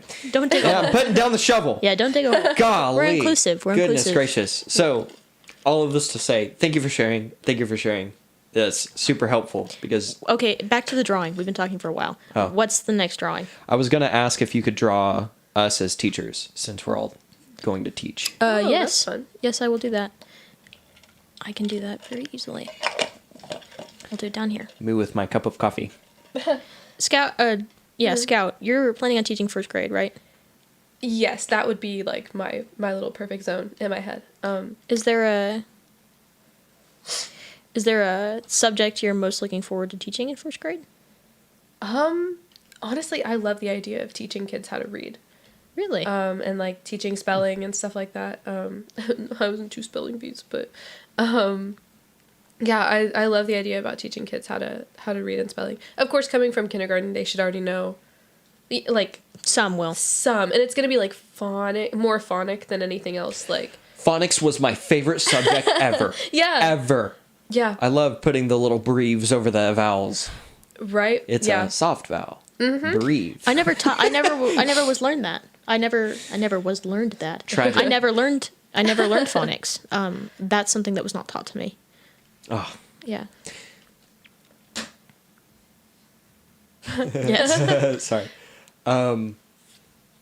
That's so interesting. I can't say who, but a buddy of mine has been babysitting now, and they just got a new gig, and she goes over to the house, and the kid's like, "Hey, I have a spelling test I have to do," and they're studying contractions at this point. And they're going through, and my friend is like, "Don't you need to study at all? Are you going to cram for your spelling test?" And the kid goes, "No, I normally don't." And it's like, okay. And then they go through the spelling test, and the kid misses the word "your" because he put the wrong "your." Yeah. And Steven still doesn't know the difference. I know. His texts to me are impossible to decipher. I'm Your. like, what are you talking about? Which one? Yeah. So, excuse me, it's only 10:47. And so the teacher says "your," and they're all muted, I think, on Zoom. And the kid is like, the kid turns to the babysitter and is like, "Oh, so easy. What? I don't even know why they would put this question on the contractions because this isn't a contraction." And writes the wrong version of "your." Well, because it's not a contraction. Oh, I don't know what I would have said if I had been there. I would have been like, I would have had a visible reaction. I would have been like, "Oh my god." I need to sit down. I was like, I have to go in the other room. You're just going to let the kid get away with it? Yeah. You're going to let them do that? You have to, but Oh my like, God. Yeah. Scout, I drew you in a dress. What kind of things would you have on your dress as a first grade teacher? Are you a Miss Frizzle type? Or I was looking up and I saw like some really, really nice, and of course like they have to have sleeves and things like that to be dress code and things, but Oh, I'm sorry. no, that wasn't why I said that. There we go. But I saw some really cute ones that were like, they had a bunch of planets on them, and I have a bat dress. Do you remember what I wore for Halloween? Yep, I do. You're gonna do so great on holidays. You're gonna be like, it's Halloween. I had that bat dress for Halloween. I would definitely not like wear any, because I wore bat earrings, which I would wear, but I wouldn't wear like any like heavy makeup or anything like I did. Right. But it was Halloween, so. But I would love to do something like that. And really, I could see myself teaching anywhere from preschool even to 3rd grade probably, but hopefully by the end of my certification, it's going to be early childhood to 6th grade, which I could do, but yeah, I'd really prefer to be somewhere under 3rd grade. I actually had a blast teaching elementary schoolers because they're so easy to entertain.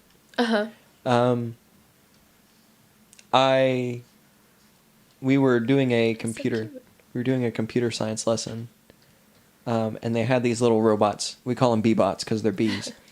And you can punch in instructions. It has wheels on the bottom. It's like a remote control bee. And you punch in the directions on the bottom, and the bee will drive. in turn as you told it to. And this girl, her name is Bree, and every class that I have taught has had a student that teaches me a lesson. And Bree has taught me to never take life too seriously, because I was like, she finished and I was like, hey, okay, do you want to try doing it backwards? And she goes, no. And I was like, okay,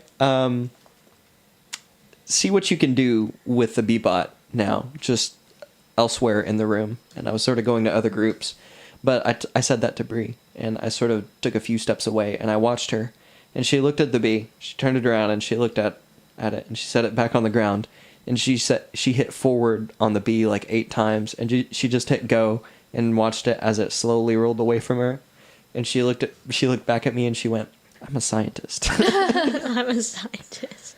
Kids, I love the things that kids will say. They're so funny. They're so funny. And even, I don't really interact with kids a ton right now, just mostly at Tractor Supply and stuff like that. Yeah. But, like, kids will just come up to you and say things. Mm-hmm. Like, we didn't have chicks. So it's seasonal at the feed store that I work at. Yeah. In the kind of early spring and then in the early fall, we have chicks and ducks that we sell. Love chicks. And kids will come in and they just want to look at the chicks. They want nothing else. We bought chicks from feed store growing up. Oh, feed store? Yeah, Marley Rose chicks. Raised Rose? Marley? Raised? That's what they all say. Is it raised? Yeah, she raised chickens. I didn't do well in phonics. I enjoyed it. But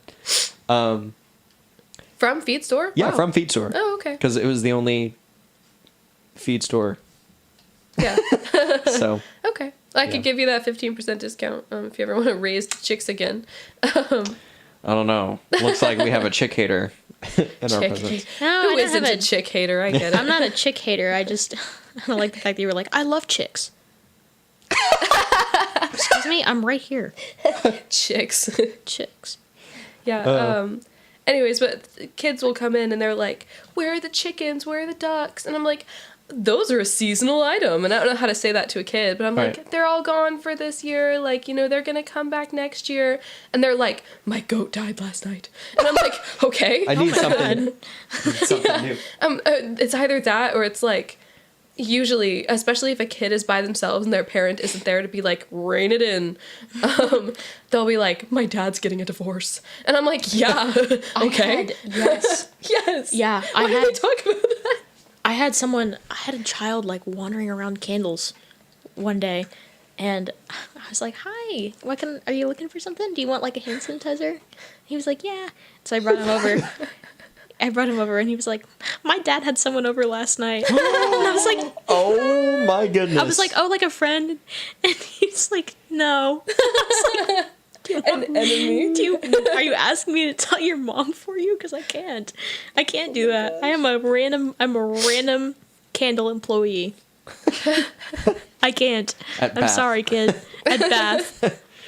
I was over rehearsing for a friend of mine's quince once. We were playing a song there together. And her brother comes up to me. Her brother is like, I don't know, 9 or 10, 8 or 9 at this point. And he comes up to me, and I'm just a middle schooler. I'm like 14, 15 at this point. He comes up to me, and he gets really close. He goes, wow. And I'm like, thanks. And he starts poking my face at different spots. And mom comes in, and she's like, what are you doing? And this dude looks at her and goes, I'm pressing the buttons. And I was like, my acne. Oh no. And so I went outside and I pouted. Yeah. So all this to say, they can be mean. Yeah. They're very They can mean. be. They're blunt. Yeah. They're blunt.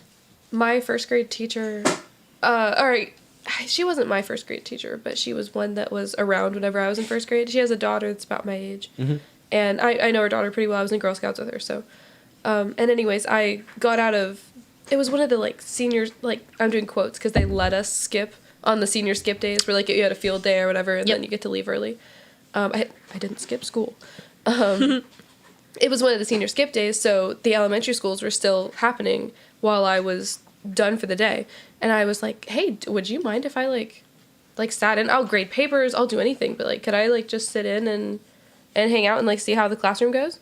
And she let me in, and it was kind of a like, I don't know if it was STAR testing or what was happening, but we seniors, at least at my school, basically had the whole week off. It was like really close to graduation, and we were They just kind of didn't want riding us it. in there Yeah, anymore. they were like the teachers we have nothing to teach you. the last Get like out. 2 weeks of senior year, they're just like, yeah, you can have a half day. We take And I'm our like, exams "Oh." early, remember?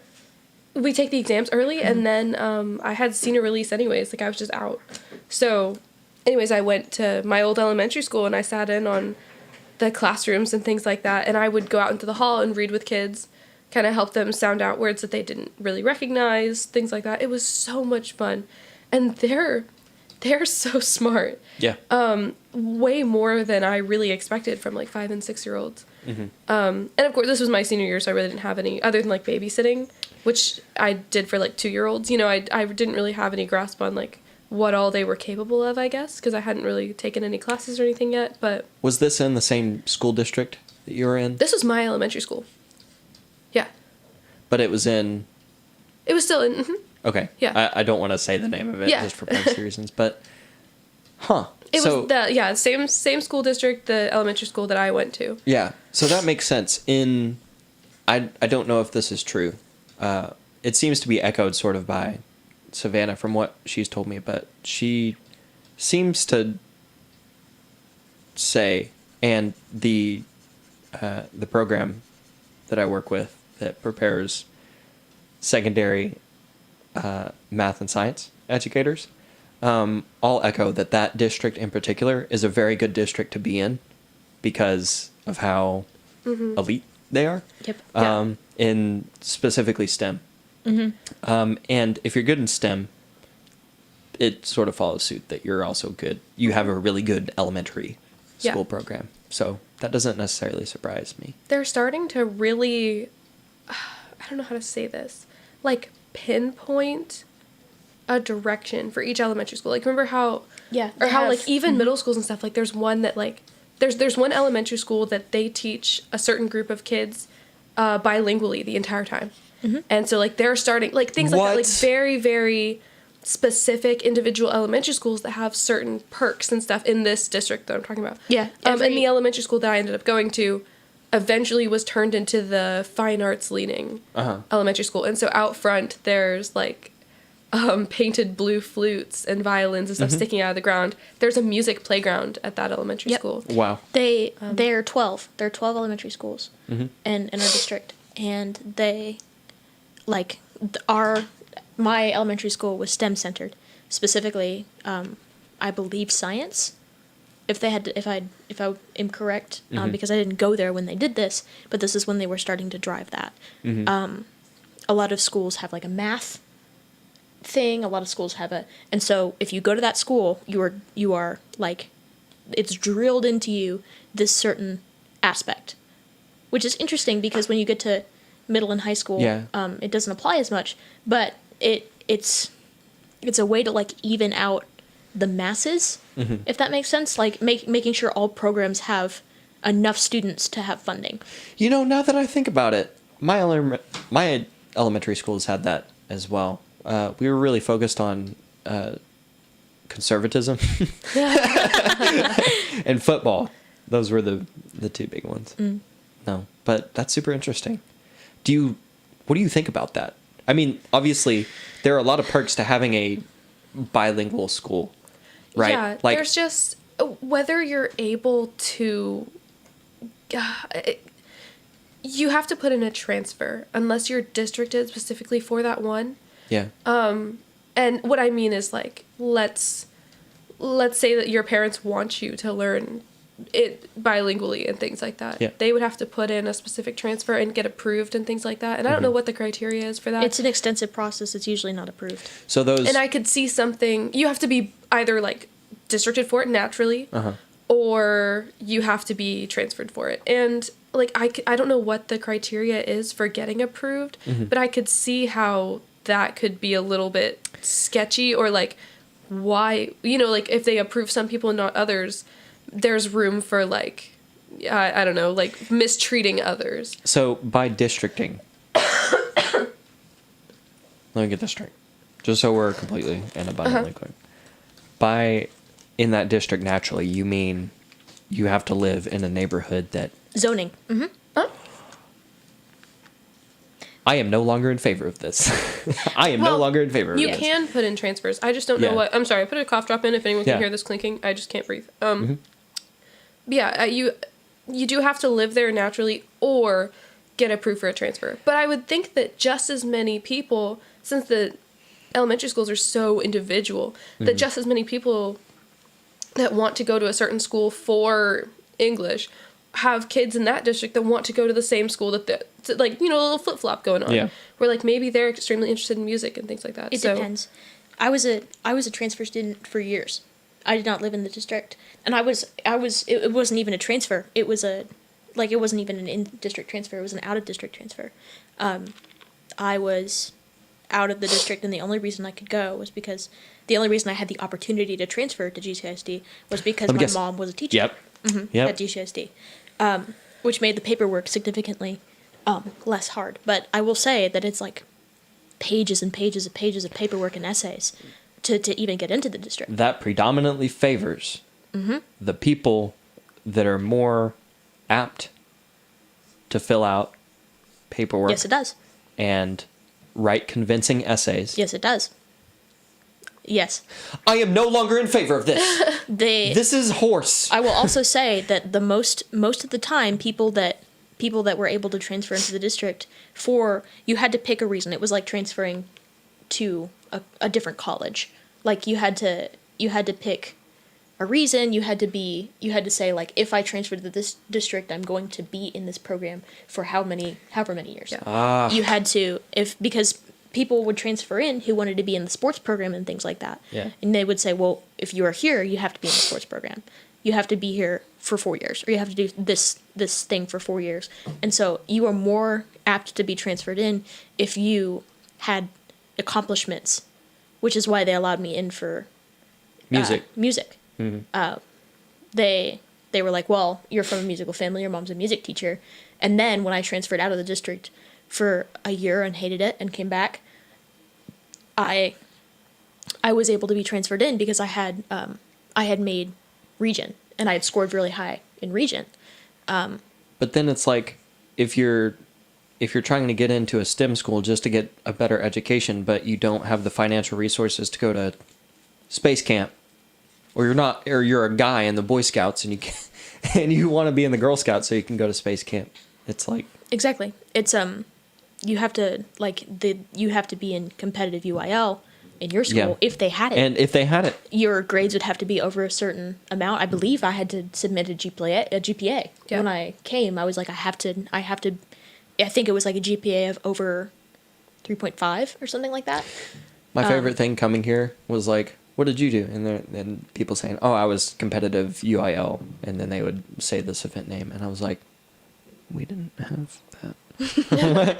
I didn't know that existed, or Yeah. else I would have done it. And they're like, well, I was 6A. speaking of UIL stuff, I was telling Mac about how I met Taryn at a drug test for UIL, like one of the random ones. And he was like, you had random drug testing at your school? And I was like, We did, yeah. yeah. Did you? No, I'm asking Trent now. Yeah. Did you have random UIL drug testing? And even for band kids, because it was a UIL thing. Yeah. And Mac was saying, he was like, if they randomly drug tested my marching band, they would have, we to wouldn't keep have the a whole marching marching band. band. Yeah. You That's- know, I can tell you why we did that. I can tell you why. It's because your school and my school are big in football, somewhat. We're a big school-wise for us, and you're very competitive in football. Or at least, as far as I'm aware, you guys were pretty We are. competitive in football. what, were you 4A, 3A? What were you? 4A. 4A, okay. But- They were constant state champions, no. as far as I remembered, or at least high up there. Yeah, we would consistently make it to playoffs, and we made it to state one year, my junior year, and then after that, we made playoffs my senior year. But long story long, yes, we did have random drug tests. However, small town politics sort of played into that at some extent. Okay. And because of that, a individual on, I have to be very careful. Individuals on the junior varsity football team would not get the same treatment as some special players on the varsity team that were integral to the team. Integral. I don't Both. actually. Potato. It's math time. It's math time. Integral. Integral. And because of that, they were handled on a case-by-case basis. There was no cut and dry. If you test positive on your drug test, you have to do this. It was handled case by case. And that opened up some room for bias. Yeah. So, Interesting. yeah.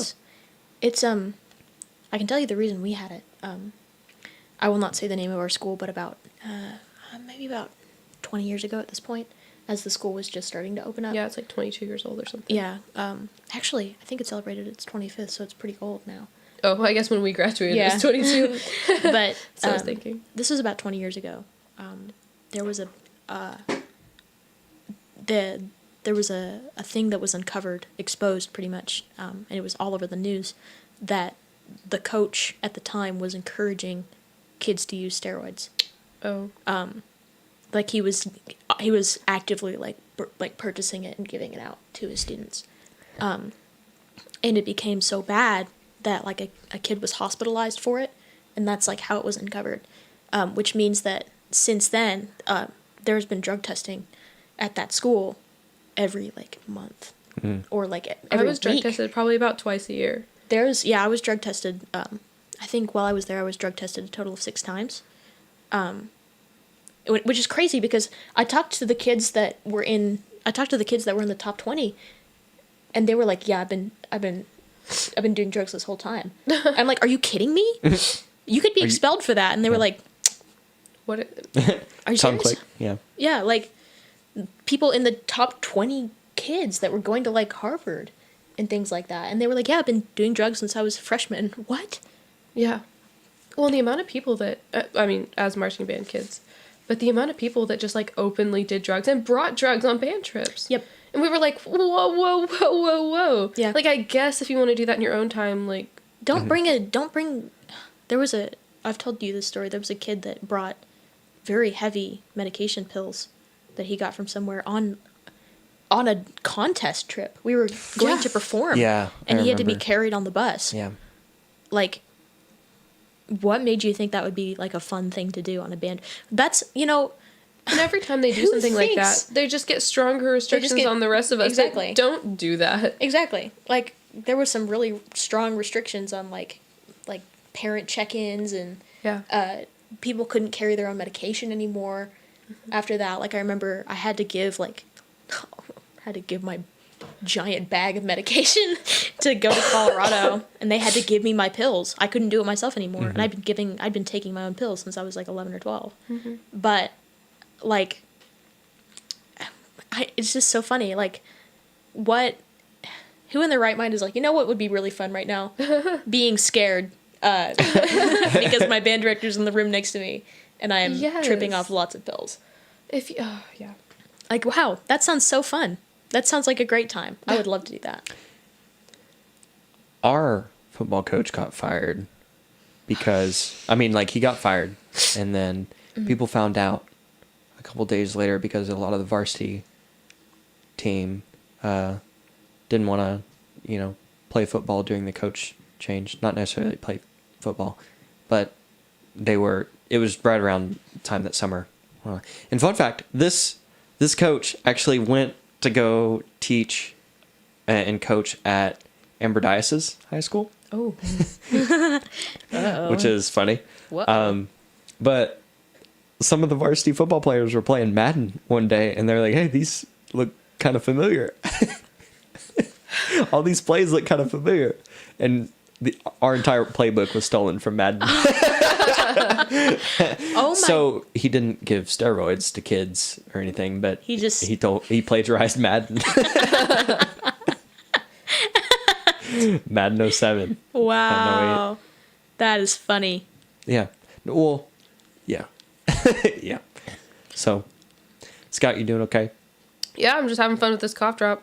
Yeah. I can probably do like Two more? Yeah, 2 more. 2 more. We need to make them good. Yeah. Scott, where do you want to teach?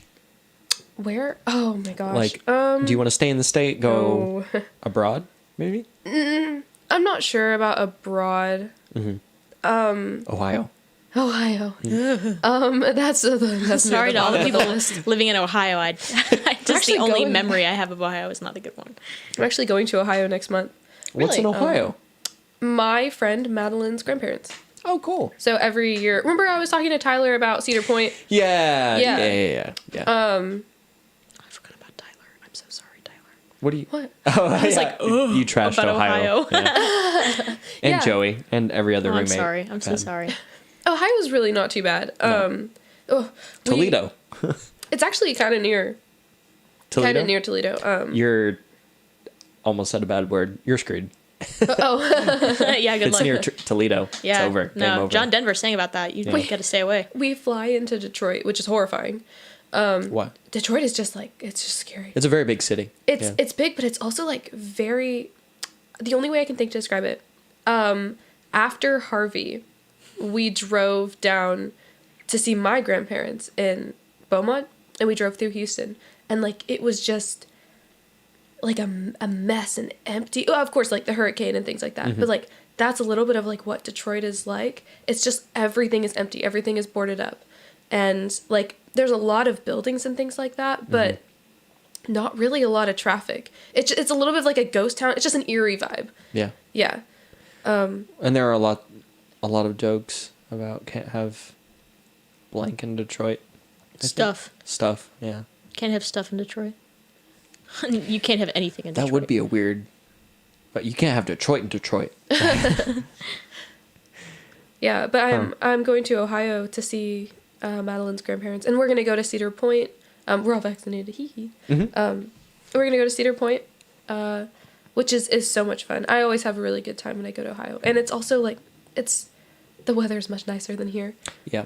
And Cedar Point is right on. I want to say Lake Erie. I'm pretty sure. It's an Beautiful. island that they drove or built a highway to, and you drive to the island, and some of the roller coasters are right on the very edge of the island and the lake, and you're leaning back in it because you're going up the roller coaster, as it does the big hill. Yeah. And all you see on both sides of you is the lake, and you like see yourself cresting the top of the hill, and you just feel like you're gonna plunge right into it. They're so cool. That's actually the cool. Millennium Force I'm talking about. But anyways, a really cool place. Really cool.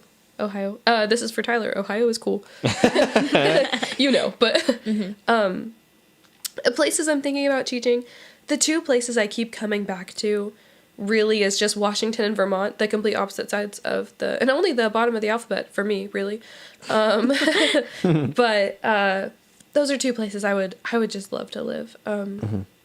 They're both, Washington has like a big culture of like acceptance, and they're not ragging on Texas here, but just a little bit of rag on Texas. Well, it's relatively, especially whenever comparing it to Washington, it's just relatively progressive. Yeah. And I really like that, like those ideals and that kind of a culture around, especially raising kids. Plus, I hear everyone that I've talked to that's been to Seattle has loved Seattle.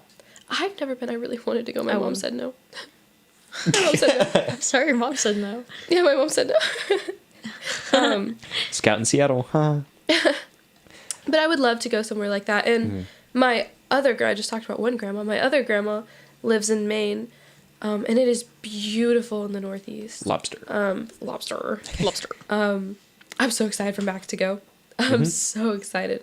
But it's beautiful, and I really love snow. I'm actually like kind of okay at driving in it. I learned during snow week in Texas. Lobster. Leonardo da Vinci. Leonardo da Vinci. I thought that was the other woodpecker sock because I have one of the red socks that I loaned you. It's in here somewhere. It's under the bed or something. I'll find it. Oh, sorry. I'll find it eventually. That and the Northeast is riddled with lighthouses, and I can't think of anything better. Never seen a light. That's not true. I've seen lighthouses. I But, love lighthouses. And Matt keeps saying, he's like, when I retire, he has so many different dreams. But he's like, when I retire, I want to have a catamaran. And I'm like, what? Like, A what? like a big, like a sailing boat. And he's like, I want to retire on a catamaran. And then he's like, when I retire, I'm going to get a goat. And I'm like, what? A goat on your catamaran? On a catamaran? He just has so many different retirement dreams. And we were talking about, he was like, if you had a cat that you adopted, or we were talking about goats and things too, but if you had a cat that you adopted today, what would you name it? And then we were going to say our names at the same time to see if they were anything close. Mm-hmm. And he was like, if you got a calico cat. And I was like, well, I really like the name Penny because, like, my childhood friend had a dog named Penny and we called her Penny P. Pumpkin and I think that's so cute. And then he was like, oh, really? Because I was thinking Jorkin. And I was like, Jorkin. Jorkin? That's like, we had a conversation with a friend of ours not too long ago, Ben Schnuck. And Schnuck. he was like, he had a thread on Twitter about if he bought a rat, what its name would be. Mm-hmm. And his names were solely meant to just make people mad. Like, what was it? Like Scrum. Scrum. Scrum was the best one. Scrum. I love Scrum. Oh my gosh. It's so funny. Do you want... Wait, what are you drawing? Leonardo da Vinci? Yeah. Yeah. Who else? I figured you were drawing a catamaran. Oh, no, Leonardo da Vinci. What was the name of the other cat? Jurgen? Jorkin. Jorkin. But we came up with, we were talking about, I've had goats because I live on a small family farm, or I did, I guess, with my parents. Yeah. And my dad has always said this, that goats should have old lady names. Yeah.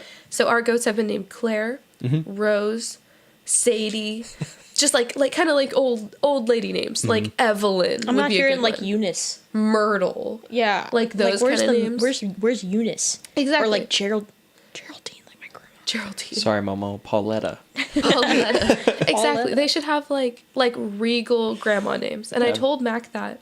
And then he was coming up for names for goats, but they were all like Kazekelstam. And I was like, Kazekelstam? Kazekelstam. You want to look a goat in the eyes and name it Kazekelstam. Kazekelstam? He just had like the weirdest names for goats. And I was like, we can't do this right now. I'm not fighting with you over goat names and goats we don't even have. Like, this is not happening. Jeez. But Jorkin. And he was like, because he pulled up a picture of like a really, really pretty long-haired calico cat, which is like Poppy, but with white. Yep. And he said Jorkin. And I was like they're all girls. Like, or they're all girls. huge majority of calico and tortie cats are going to be girls. And he was like, Jorka. And I was like, that's not Not Jorka. Not Jorka. Jorka. I think it's 99%. There's a very, very rare chance that it can be male, but it's extremely rare, and I believe it's a mutation. Because... And they're going to be infertile even if they Yeah. are. Yeah. All of Marley's goats' names have been just absurd. She had one named Dog. Dog? Yeah, DAWG. Dog. I love dog. Dog. I love that. I love dog. So, and then she had a sheep named Peep. Peep sheep. And then I'm trying to find, because there are some other one. She was gonna name one Boomhauer. So, Boomhauer. but Do you mind that I call your cat Ponker? not at all. I Okay. welcome it. It's gotten to the point where it's hilarious because I'll come in from work and the first people that I'll greet is Emmy and Amber. Yeah. If they're in the common room. So before I go into my room, I always walk in there and I check. Normally Amber's grading papers on the almost set on the counter, but on the couch. Mm-hmm. I'll come in and be like, Amber, it's so good to see you. How are you? And I'll talk very like quiet and stuff. And I'm like, how was your day? I'm like, okay. And so I go in the other room, and I have to turn my mic down. But I'll go in the other room and I'll go, Ponker, what are you doing, Ponky? You up to no good, I'm always like, Pooper. Pooper. Hey, Pooper. She is. Because She she is. is. Yeah.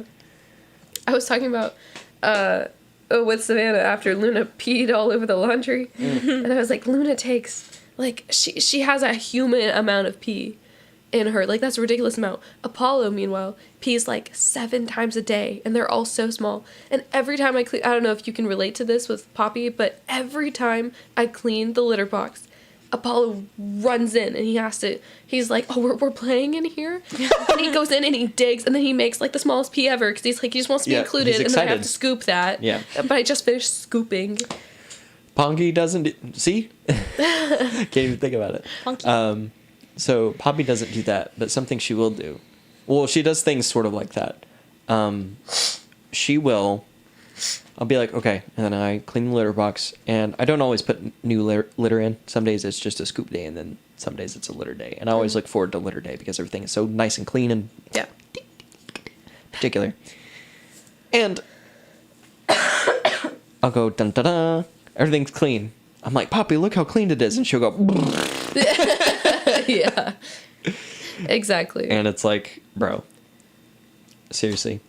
And her favorite, I think I said this when you were over last night, Savannah. No, 2 nights ago.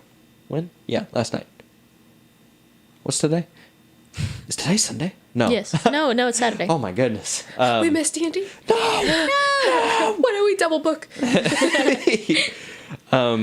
So I was like, man, Poppy's favorite pastime is just to throw litter all over the floor. Yeah. And sneeze. She loves to sneeze. She loves all of those things. I was extra sad today just because it was cloudy outside and it was just a kind of day. And so I got home and I laid down and Poppy was like, you know, she starts chirping and she walks over to me. She gets right in my face and I'm like, I'm going to go to bed. She's like, "Arr." So I close my eyes and I'm laying down and she just goes right in my face and I'm like, oh, and I like shove her off and I'm like, go sleep over there. And she goes, this is a game. And she comes back and she goes in my face again. I'm like, stop. Sorry. The window seat in my room that the cats like to lay on is just, it's a hub for cat activity, of course. And Yeah. they will lay on that window seat until I roll over in bed or something like that. And they see my feet move under the cover. And they, Yeah. Apollo, by the way. Luna would Yep. never. It's over. And he will soar from the window, like, boosh, like right onto my feet and just chew them. And oh my gosh, it's, yeah. I was telling Savannah that, who's this? It could be any of them, honestly. So far. That Poppy does this thing where, You should draw the 4 cats that lived here for a very brief moment. I will do that. yeah, the 7 roommates, 4 cats. Looks like Master Shifu. Yeah. He has the little whiskers. Poppy has been doing this thing where she loves rolling and like headbutting your hand so that you'll pet her lips. I don't know. Pet her lip. Yeah, she That's a kiss. really likes scratches right here. But like off to the side, like where her lips meet. Yeah. It's freaking weird. Anyway, I'll do that sometimes. And sometimes she gets into it and she will like not do like a roll. You know what I'm talking about? Like she'll just go head first and go. Yeah, like a headbutt kind of. Yes, yeah, into the ground. Skinny. And, Scared. Scared. I'm drawing Apollo right now. Yeah. And then I'm drawing Kingsley. Kingsley right next to him. Yeah, Kingsley's like, do you need a reference for Kingsley? I have pictures. Okay. yes, actually send me a reference to Kingsley. Yeah, let me go find one. And so she did this the other day on the counter, and she just like dove headfirst off the side of the counter, and I was like, oh my god! And so I put my hands down to catch her, and her butt landed right on my fingers. Yeah. And so I was like, and just like set her. I'm like, thank God for bath soap because Yes. it smelled very nice after that. I had to wash my hands like He 8 has like times. a little mustache thing going. He does. Yeah. I'd say It's like a one-sided mustache, yeah. Like, for some reason. I'd say this has gone significantly better than last week. Knock on wood, of Yes. course. But Yes. I'm glad we got you in for redemption. Yeah, a sick redemption. Sick redemption. Yeah, but that's just... That's on me. That's rad. She was gonna name her Goat Boomhauer. but I can't remember what. Oh man, it's slipping me. Oh wow. And that's the guy that you do the voice for in the D&D campaign, right? Yes, that's Humbauer. Oh. So, but Boomhauer is I didn't know they were different. yes. So Boomhauer is the original, and then Humbauer is the merchant. That you Okay. come with. Got it. Have you ever seen clips of Boomhauer before? I think you showed me like a highlight reel of the whole show, and then he Yeah. was in a couple of them. Yeah. Yeah. Yeah. King of the Hill. So Yeah. funny. I'll tell you what, man, dang old Doodle name, man. I'll sit down every Saturday, get the dang old beer and I can't wait to hear what hang the out. fox is gonna sound like. I hope it's like that. You heard what the fox sound like? Ring ding ding ding ding. Open ding, the door. ding, ding. Oh. Oh, I went a different direction. I went the fox say. Yeah. Oh well. Yeah, no, that's okay. Both are correct, technically speaking. Dogecoin. No, I'm just kidding. Not tonight. We haven't heard. It's not. You haven't heard because it's not doing great. Okay, good. Good. I mean bad because I'm also invested, but Yeah. Lost about $8. Oh, geez, no. yeah, that's not good at all. Yeah. Well, I sold and then bought back in at 40, thinking, you know. I need to start thinking about stocks. Like, I Don't. took a financial math class my senior year of high school Mm-hmm. because I needed a last math credit and I was not taking calculus. Yeah. So I took financial math. Mm-hmm. And they were like, it was one of the first period ones where we had like a 50-minute class every day, but all the other ones were like A day, B day schedule. So this Yeah. one met significantly, it was a terrible system, significantly more than any other class. So anyways, the first like 10 minutes of this 50-minute class should be like, look up what a 401k is. And then we like write down what we think a 401k is, and she'd be like, you all get 100. And we'd be like, okay. And so I have Cool. no idea. But anyways, there was a lot of stuff about like stocks and retirement and things, and maybe I should have listened a little bit more, because I still don't know what a 401k is, but A lot of people, well, that's more retirement plan and money taken out that goes towards a 401k. Stocks are just investments that are planned to grow. Retirement plans and having money that is taken out for retirement is much, much, much safer yeah. than investing in stock. Though stock tends to have higher yields, because if you look at, like, for instance, if you invest in a retirement thing that grows 1% for every year, eventually you're going to put away lots of money to spend, but your investments are only going to grow by 1% each year. Out of curiosity, hold on.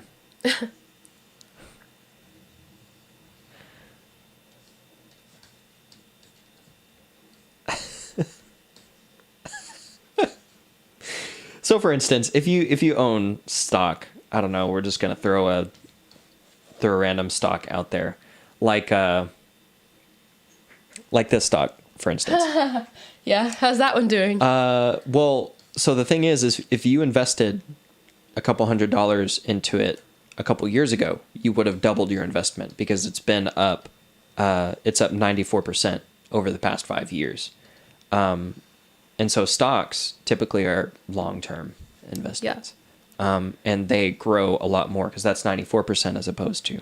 But there's a lot of risk, because if the company goes, so game. Yeah, I've heard from my sources that company in particular is growing rapidly throughout the U.S. Mm-hmm. Or at least that's what they report. I'm not surprised, actually. Yeah.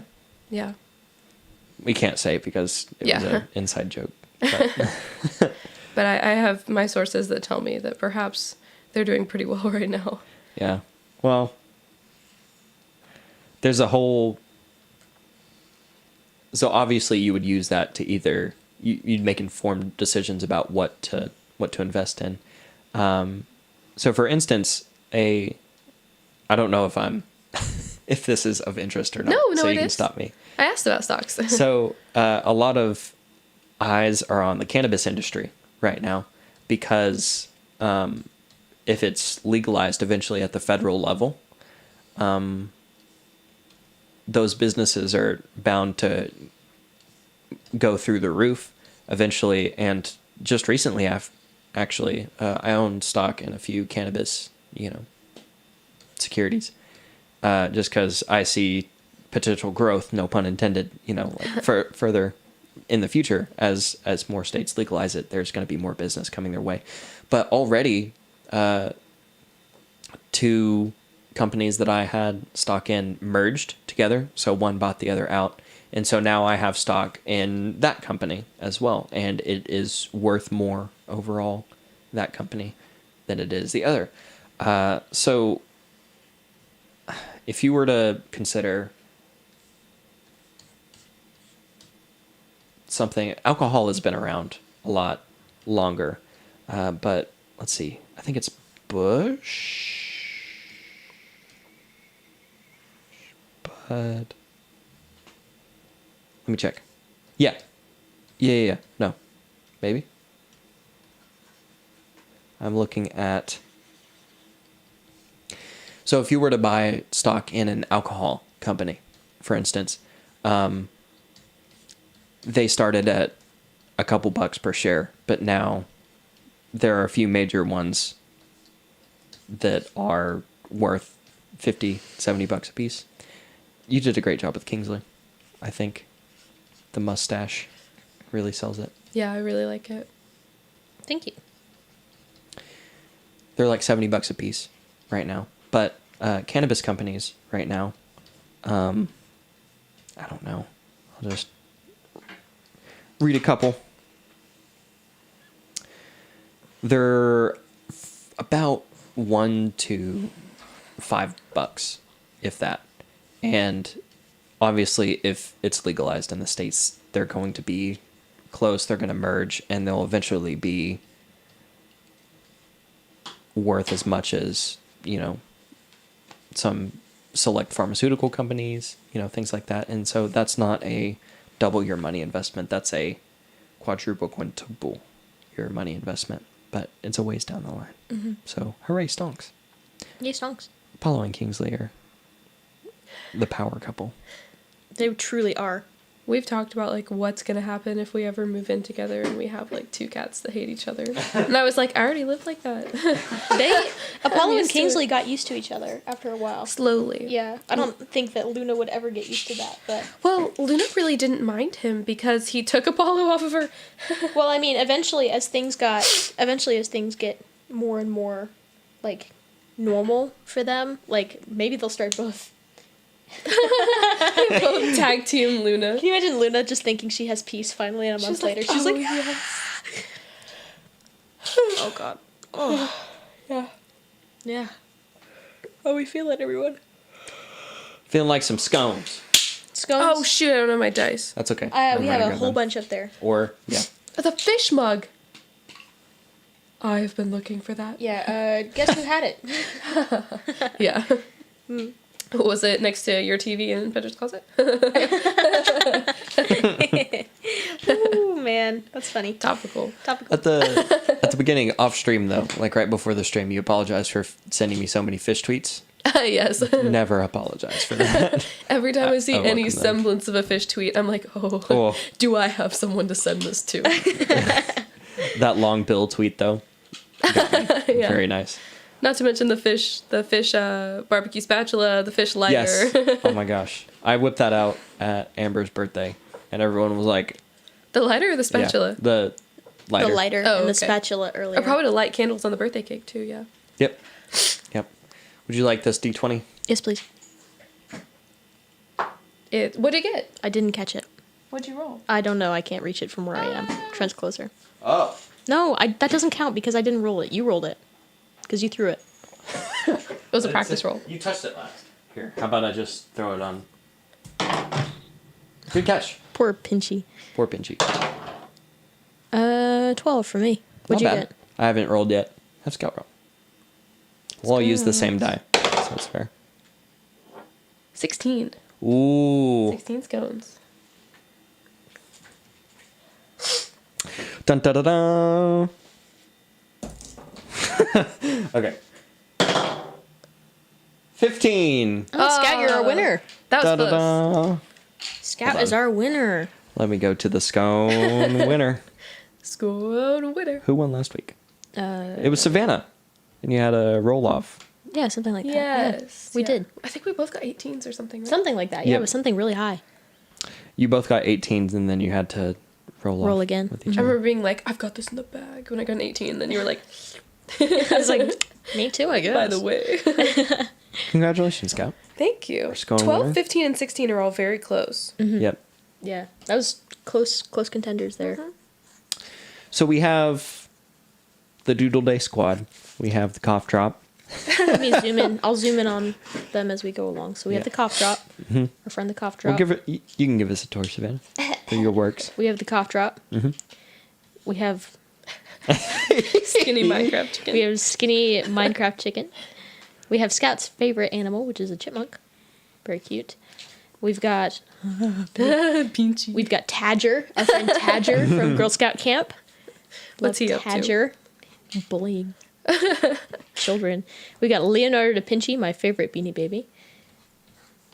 We've got two of our D&D characters, not mine personally, but Scout's and our friend Renee's D&D character, Jackson 2. Jackson 2. We've got two cats, two of the four cats from Seven Roommates, Four Cats. Apollo, our friend over here, and then Kingsley with his beautiful mustache. And then we've got all of us as teachers because that's what we're going to be when we grow up. Oh, Aw. Can you scroll in on that math? that math. What am I teaching? What are you teaching, I guess?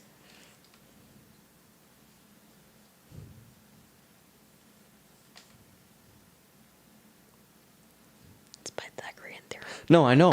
I know. I'm just trying to think. What kind of. A lot of people, if you were to give them that, they'd be like, "It's one," or excuse me, it's three. C is 3. No, because it's Well, it's not. No. well, 1 squared is 1, 2 squared is 4. Square root of 5. C is square root of 5. But a lot of people don't know that. They see 1, 2, and they think 3 would be. It's because they don't know how to do exponents yet. I Yep. may be included in the people that thought That's that okay. was going to be a 3. It's okay. No, it's all right. It's the biggest misconception that can be associated with that. Girl, you So. don't need to know that for first grade math. I don't need to. I'm just going to let that. Some kid's going to ask you about it one day, and you're going to be like, Let it wash over you. Who was Pythagoras? I don't know, but you should learn about General Grant. have you learned to read yet? Learned to read yet? Have some black eyed peas. I'll let girls be Houdini. That's just ridiculous. That's crazy. All right. Scout, thanks for chatting from rock climbing to Civil War knowledge to Thank you for having me. braving the illness that you have. We appreciate it very much. Thank you very much. And of course, Savannah, thanks for doing such a great job. Yeah, no problem. It looks great. We'll have to do like a cut of all the tours that you do at the very end, and make a montage of all the drawings and It'd be stuff. fun. We can have Scouts tour, too, from the last time. Where Oh, you yeah. took over I it. did Oh, draw yeah. a couple things. Yep. Okay. It was a good night. I think so. Yeah, it's fun. Cool. So thank you so much for Thank watching. you. We appreciate it. Leave a like if you enjoyed. Leave a dislike if you didn't. We want to know. Don't leave a dislike. If you If they disliked didn't, it, they- If you have to be dislike it, honest. keep it to yourself. That's embarrassing. I don't and want to talk hear about it. Like So- and subscribe. without further ado, no. I mean, do what you want. Unless you don't like it, in which case, leave. Speaking of leaving, we're going to do just that. This was Scout, Savannah, and Trent for Doodle Day. Y'all have a good night. Bye. Good night. Bye.